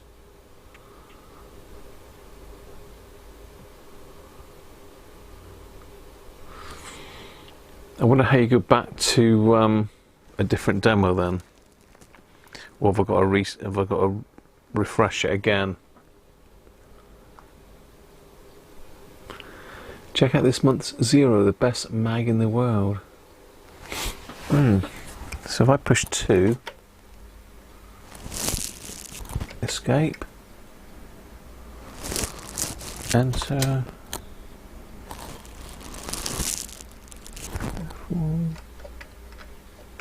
No, I'm going to have to go control Amiga again.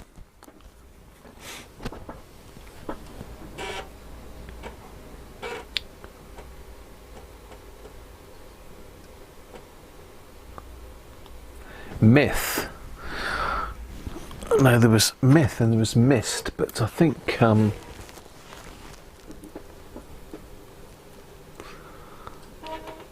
can't remember. Well, that don't look too good. Yeah, they certainly did push the limits of them, Harvey, didn't they? See, I was never into programming. I used to mess about with the Commodore 64 and the VIC-20, but the Amiga programming was way above my head. It looks like I said a little bit corrupted, but that's just fast loading, I think, at the moment.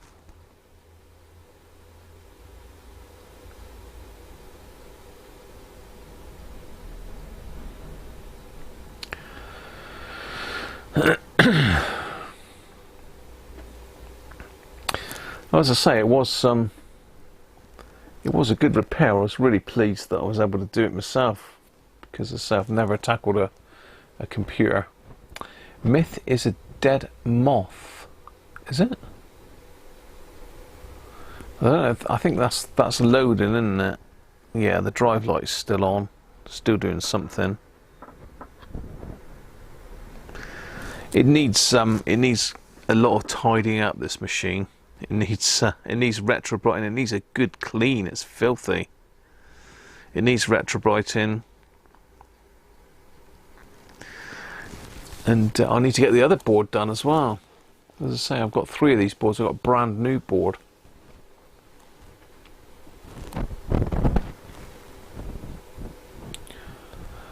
Yeah, I'm not a good snooker player, Rob. Are you finished work, Daniel? Excellent. Yeah, that wasn't me playing, Rob. That was just a demo. I was touching nothing, hands free. So this is either crashed or it's Did you miss anything? You missed some weird game, Benji, with someone that had to eat bread and apples and stuff.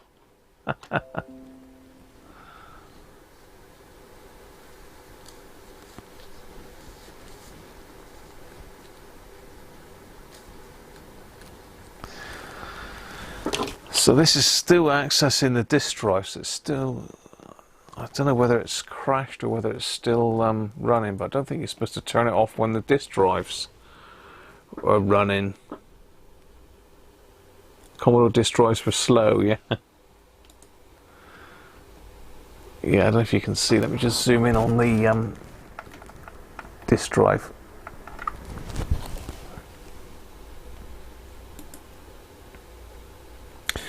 So you can see the disk access light is still going, the yellow one. Top one is power, the bottom one is drive. You can see it's a little bit grubby. I mean, that's just shadows on it, but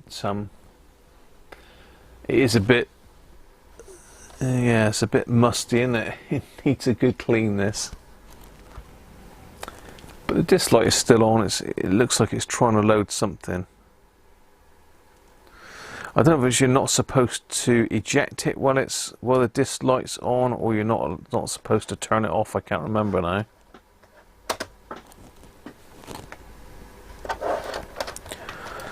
I say there's some discs I've just pulled out there. That's that Fantasy World Dizzy that Harvey suggested. Forget the Workbench Blues.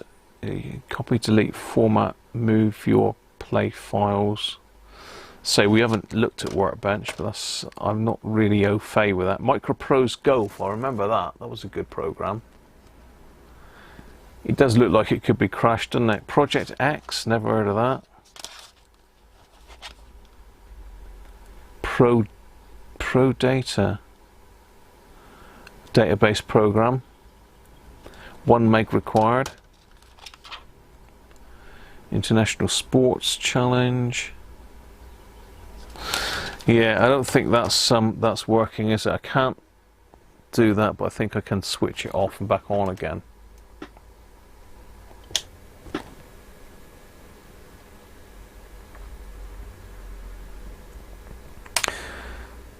Turn it back on.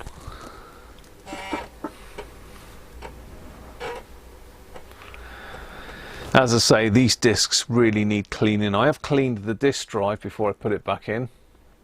I've cleaned the disk drive. So it stopped accessing the disk. Let's pop that one out then.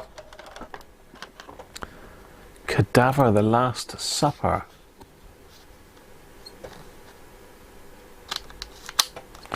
So there's probably a bit of something on that disk it needs a clean, I expect.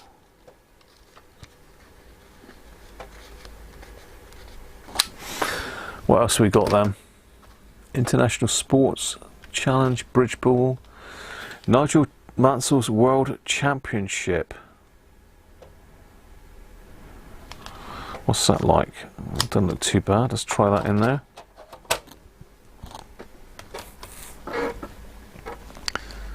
Control Amiga. That's what I should have done actually. I should have done Control Amiga, shouldn't I, rather than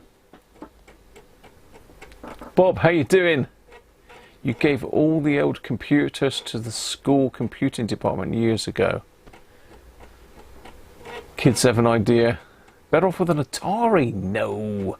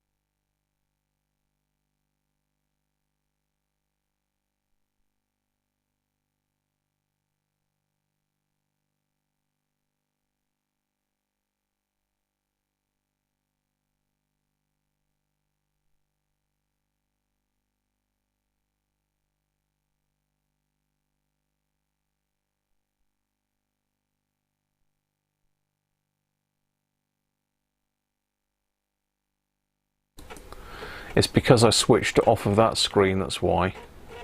It should automatically mix the audio on this, but it's not doing it for some reason.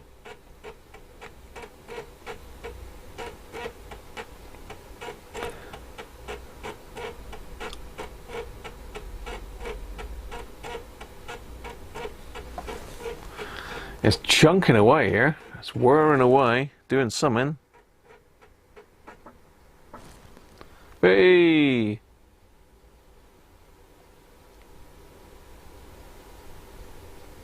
Have we got audio with this, I wonder?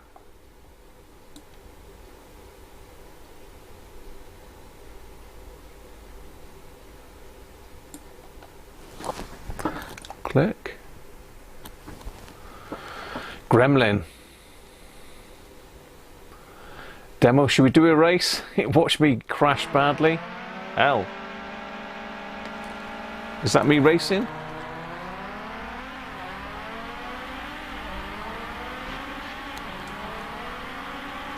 This ain't me. I'm not this good.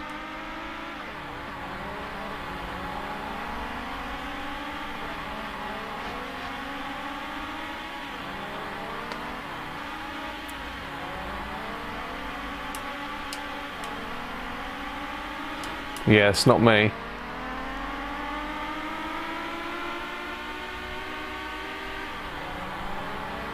That's what racing games used to be like. If you play one of the Formula 1 games on the PlayStation 4 now, it's like very, very realistic. But then back in the day, this was cutting edge.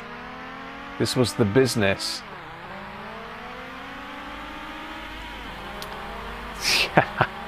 Yeah, the old floppy disk.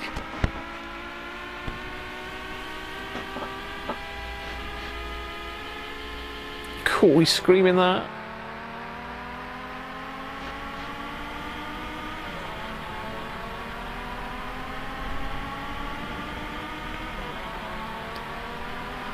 You see, in first position, that definitely would not be me.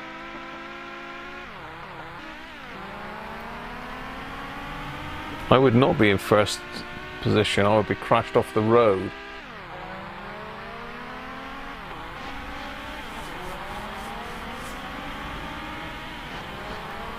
There must be a way that I can click on the keyboard to go back to the menu, but I'm not sure what it is. It's certainly working, isn't it? It is working well. It is working well.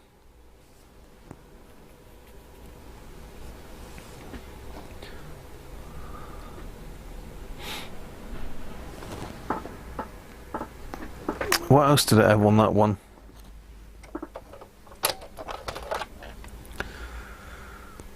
Oh, just a word processor. Oh, loads of stuff and some useful utilities. Events diary.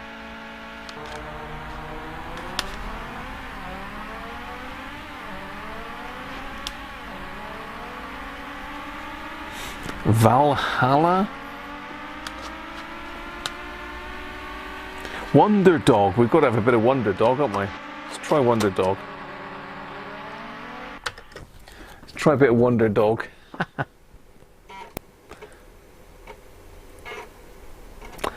Yeah, Amiga and ST. I mean, it was proved obviously that the Amiga was superior to the ST. Apparently, there was the only thing that it had better than the Amiga was the audio side of it, I think, the MIDI connection and that. So what we've got here, we've got Mean Arenas, Wonder Dog and Amos Droids. What the hell? Amos Droids. Let's try Wonder Dog though, shall we?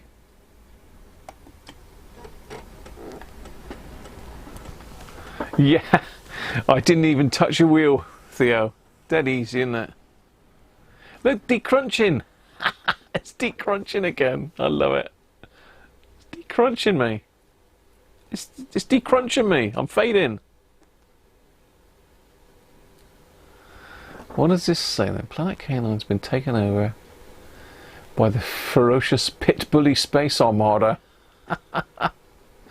The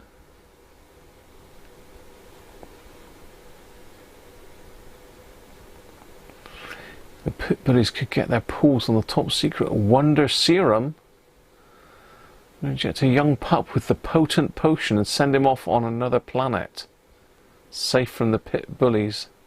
No wonder Dog's crash landed on Earth, where he must develop his fighting skills before returning home to save the helpless canine.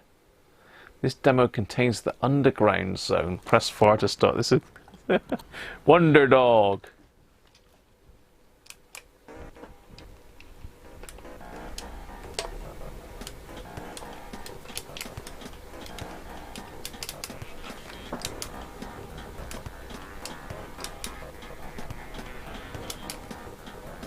Okay. It's a badger. Get off me, nasty badger.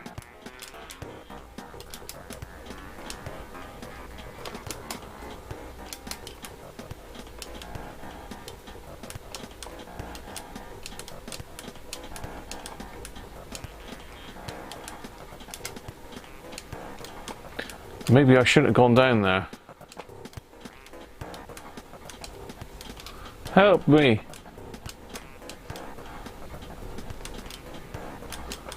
What's that thing then?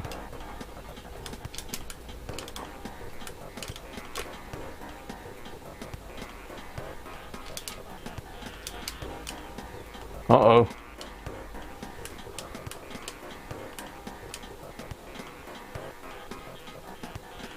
I don't know what is going on there.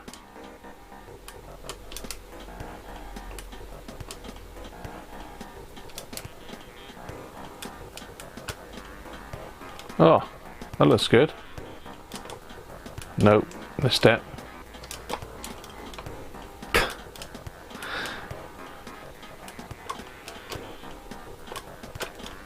Nah, oh well.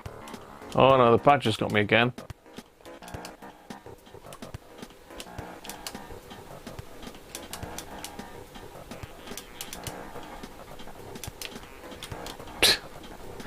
I ain't no good at Wonder Dog.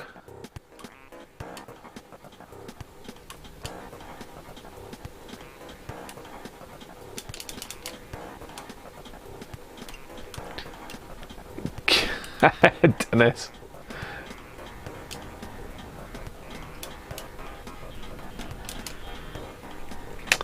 Yeah.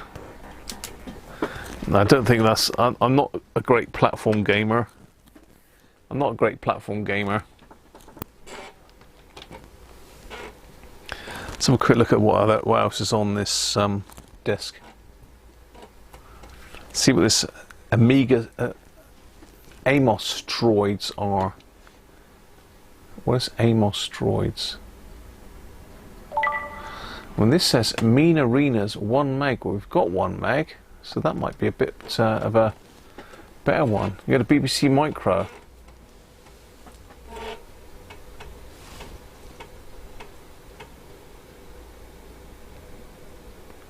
Speed Amos, Floors of Action. What on earth is this?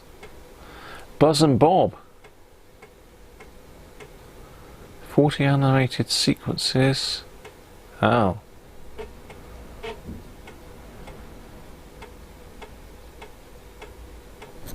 What is this? This is one of these blimmin' annoying puzzle games that I'm rubbish at again, I expect. Now, is this a mouse click? Or is it a joystick? Joystick.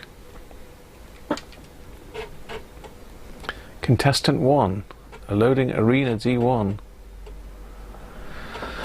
You've got Risk OS on a Raspberry Pi. Risk OS. Oh, Daniel, yeah.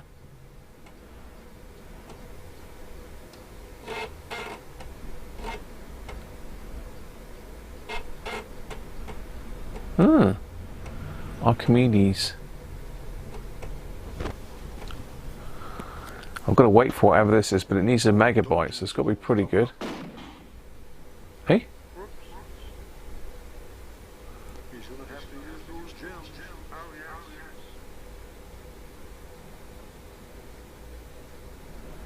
Look at his ears waggling. What is going on here? What have I got to do? Contestant is ready.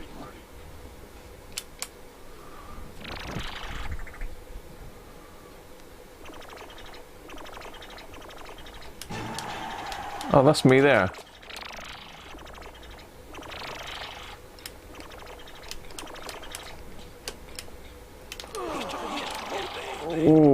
Oh, so this is a bit like Pac-Man, isn't it? Oh, hello.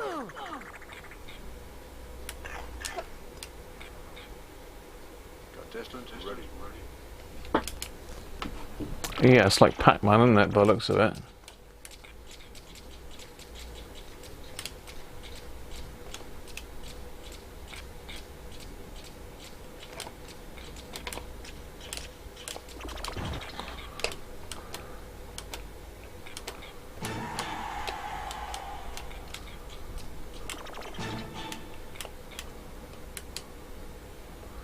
That don't look too good coming after me there.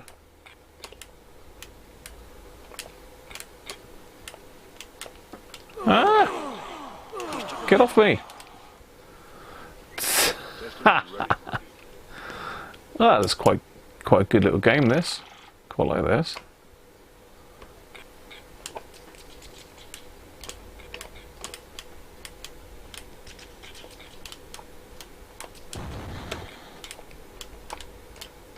I knew he'd come after me.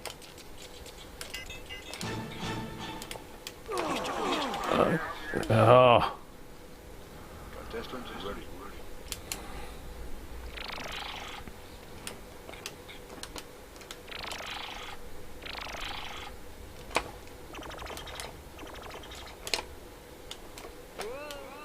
Well, damn. Fell through the hole. And then got killed. Oh well, I got killed.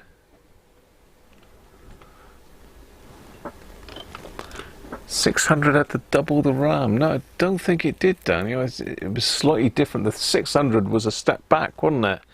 The 500, the original 500 had 512K. The 500 Plus, they went up to 1 meg of RAM.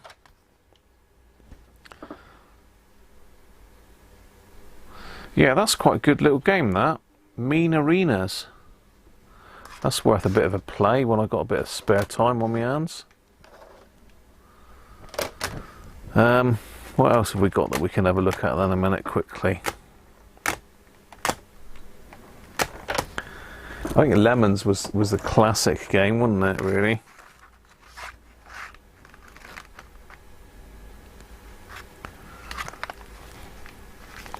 What's Valhalla look like? Amiga Action magazine. That looks okay, it looks clean enough.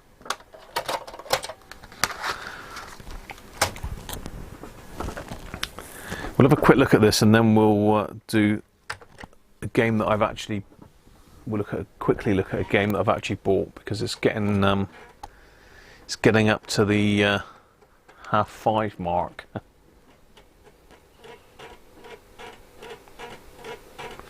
You're going to try and load Windows 95 games.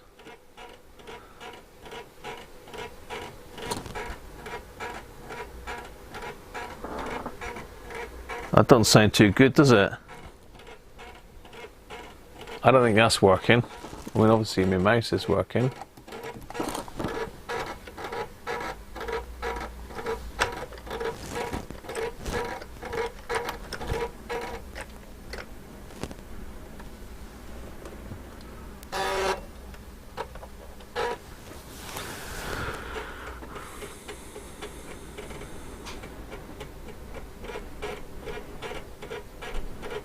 I don't know if that's just number crunching or whether it's not loading properly. I don't know. I'd have thought it would have loaded it up by now.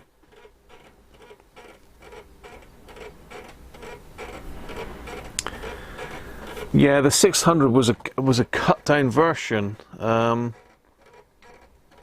It's more expandable, I think, Daniel. It's better for expansion, but I think the A500, the original one, only had 512K. The later one, just before the 500 Plus, they put some more RAM in it, I think. Well, you had the option. We always had the option to put RAM in an expansion port, but oh, it was. Oh, I was just impatient. Let's try Valhalla then.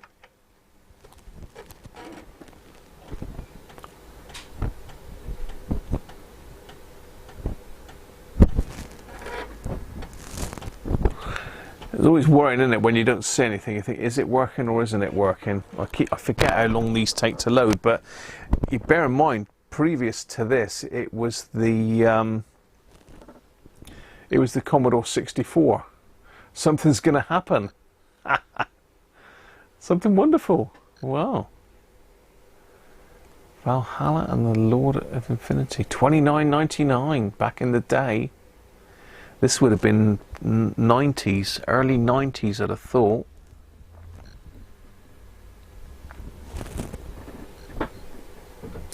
Hard drive installable.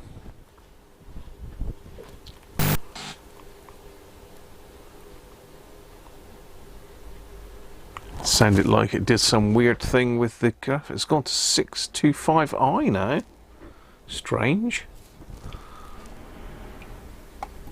So do we click? Do we push a button? Push a button. So God only knows what this is.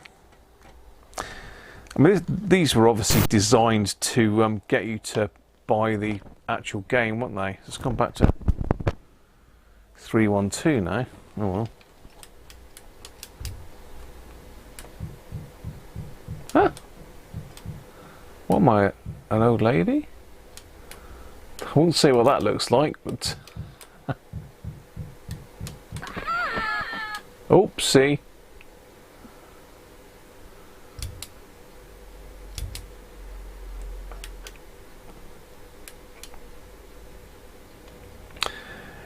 The C60s, yeah, the cassette date. Tapes were shocking, weren't they? What's going on here then? Have I got to push something else? Or have I had it? R and L?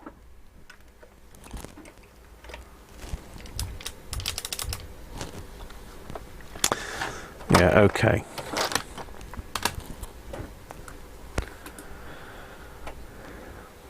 So I actually bought myself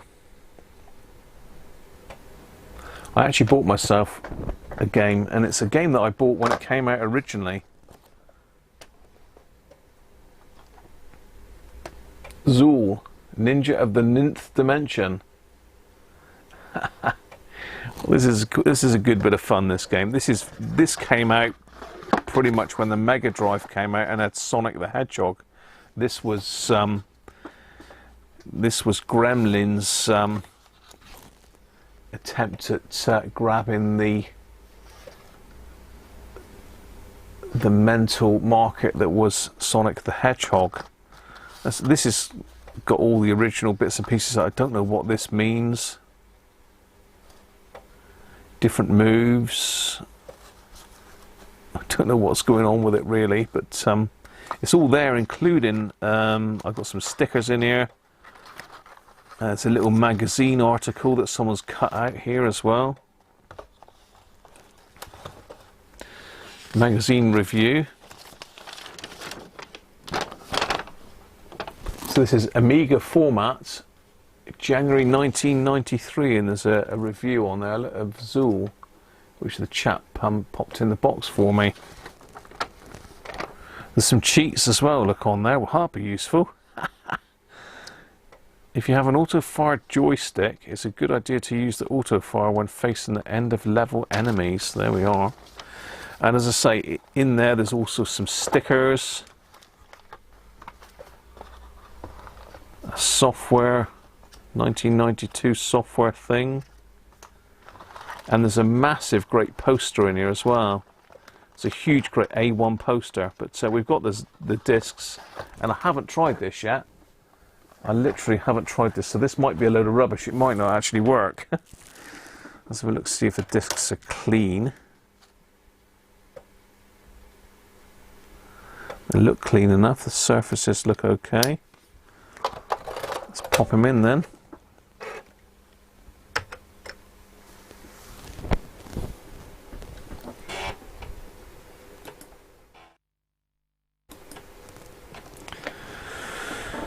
Let's see if it's... oh, it's working.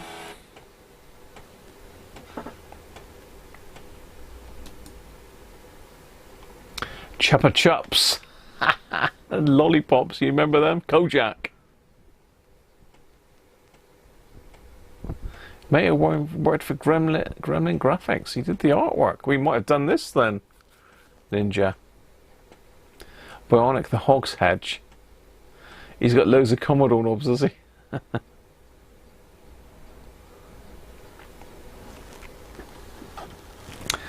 Press fire. Please enter the... here we go. Please enter the code for Windows 12. So we do need the box. That's what we need this little thing for. So Windows 12. Which is Windows 12? Oh, I see. You've got to put the green jumper with the yellow bottom to get that one. And Windows... That's clever, isn't it? The number for Windows 12 is...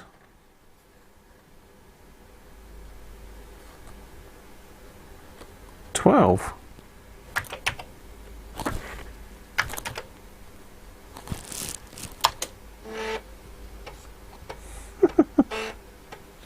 So yeah, I just dialed it up on this little thing here. So that's an anti-piracy device then. I wonder what it was for. Well, there you go. So if you haven't got that and you get a copy of the game, you can't play it. Has the stream crashed? I don't think so, Doug. I think I'm still here. Look at E.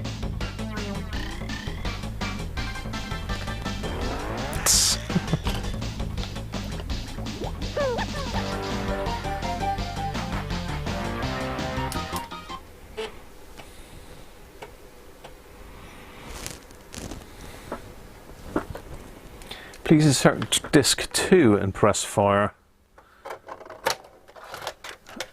So this is the famous disk swapping.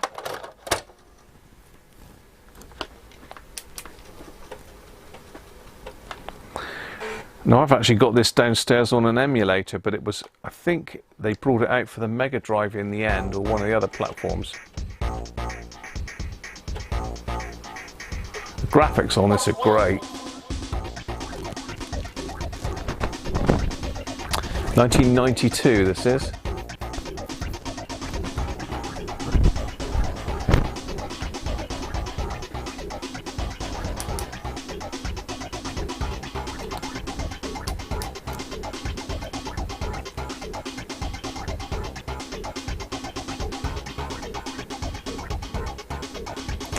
We do have a couple of Atari Lynx PAG 1203 9-volt power supply wars new in boxes somewhere. I'm preparing. Do I need to do something? Or is it all frozen? I'm still preparing. The drive's doing nothing. Don't tell me Zuul is not working.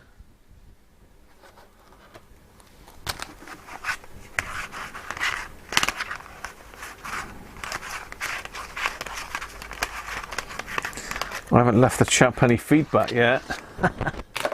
Let's hope it is working then. It might just be me.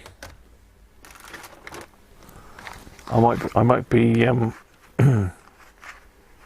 too impatient. Spacebar. Enter. Amiga mouse.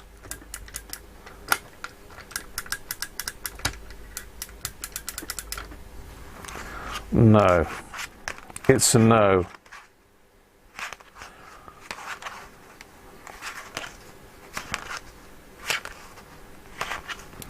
I'm sure I saw Zuul 2 here just now. Turrican, Space Invaders.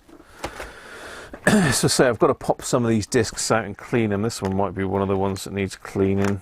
Chaos Engine, that doesn't work. Lemmings. Uno Lemmings. There's Zuul Disc 2. Let's try it again then. This says it's Zuul Disc 2 as well.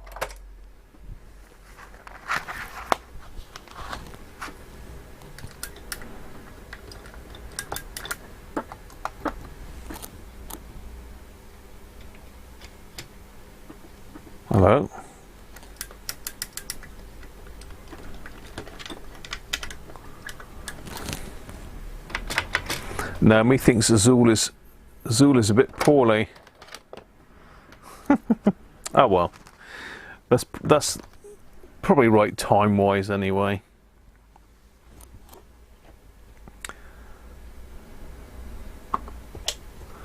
It's probably right time-wise, isn't it? So there we are. The Amiga works. I've got all of my bits come in to make the power supplies for the Commodore 64 as well now. Let's get rid of picture-in-picture. Loop.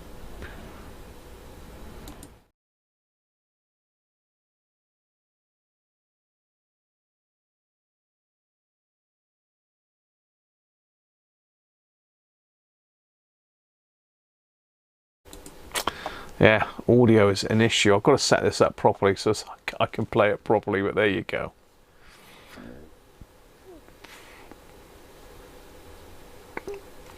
Yeah, so the Atari Lynx is a very popular console, Benji. Your eyes have gone funny, Mike, have they? I don't look that bad, do I? So that's pretty much it. A demo of my repaired Amiga with a few games that we've had to play with. Oh, it's a shame that Zuul doesn't work. I'll have to have a look at the disc. It might just need that the disc needs popping out and cleaning. I didn't look at disc 2. It's unlikely it's corrupted. It's more likely it's just got a bit of mould or something on it, a bit of fungus growing. But I'll give it a clean and hopefully it'll work. C64 for sale in your local CEX for 85 quid. I mean, if it's working, they do fetch that sort of money, Ninja. I've got, well, you've seen my C64. I've got another 4 to repair, so they'll be coming up at some stage. But I have got all the stuff here arrived for the power supply. From Mauser. Now, I didn't realise, but Mauser, everything seems to come from blimmin' the USA, so it's a long old wait, but it's a big old bag of stuff that arrived. I've not opened it yet, but I've also had the boxes. I managed to find some enclosures on CPC. They only had 3 left, so I've bought all 3, but they were like, I think they're about 5 quid each plus the VAT for these enclosures. And equivalent ones in RS were 20 odd quid each. So big difference.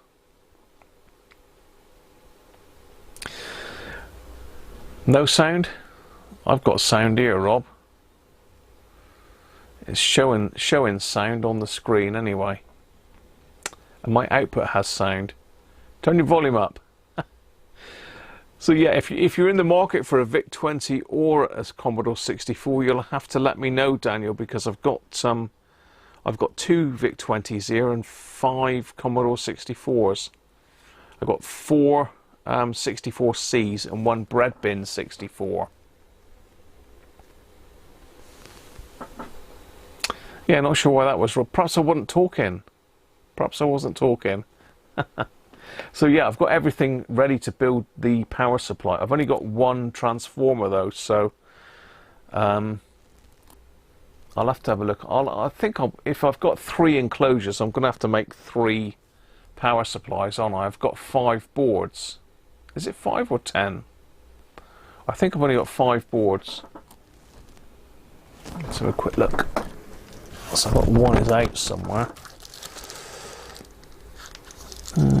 Yeah, I've only got 5 PCBs, so I'll have a couple boards that I can possibly sell on if anyone else wants to make one, and make 3 for myself. Well, I don't need 3, but probably sell a couple on. But then it's always a dodgy thing, isn't it, when you're selling anything like a power supply which has got a mains transformer in it. But yeah, I've got most of the bits to make most of the kits that I've got here now, so we're going to have some kit making coming on at some stage. So I'm going to knock it on the head now, people. Hopefully you've enjoyed that today. Something a little bit different. I did want to just show you what I've done to the Amiga, and as I say, I have got it working. It's working great. It's just these old discs are unreliable. Putting old discs in it can gum the drive up anyway. So I think with the Zuul, what I'll probably do is clean the drive first, and then if that still doesn't work, then I'll need to take the discs apart and clean them. So as I say, I'm here in lockdown, just keeping you amused, hopefully. I know some of you are not into computer stuff, so apologies, but as I say, I've got a mix of stuff here that I'm into and I enjoy. So you'll get CB radios, you'll get amateur radio, you'll get shortwave listening stuff, you'll get Volv radio, transistor radio, and vintage computers, and whatever else drops in. So there you are. So I hope you've enjoyed that. If you have, give it the thumbs up, and any suggestions for Amiga stuff or Commodore 64, or if you want to see some more of this sort of stuff, then let me know in the comments down below. So cheers for now, and I'll catch you next on Sunday, and we'll have a look at the Dynatron Atlantis, which is working, fully working. Cheers, Dennis. Like a bit of crunching the Amiga. That's funny when it came up crunching on the screen there. Brilliant. I'll have to sample that, won't I, as part of my intro. Cheers, people. See you on Sunday. Have a good one. Stay safe. Do everything that you need to do. And as I say, stick to the rules, and we'll get over it soon. Bye for now. If I can get everything working, that is. Who knows?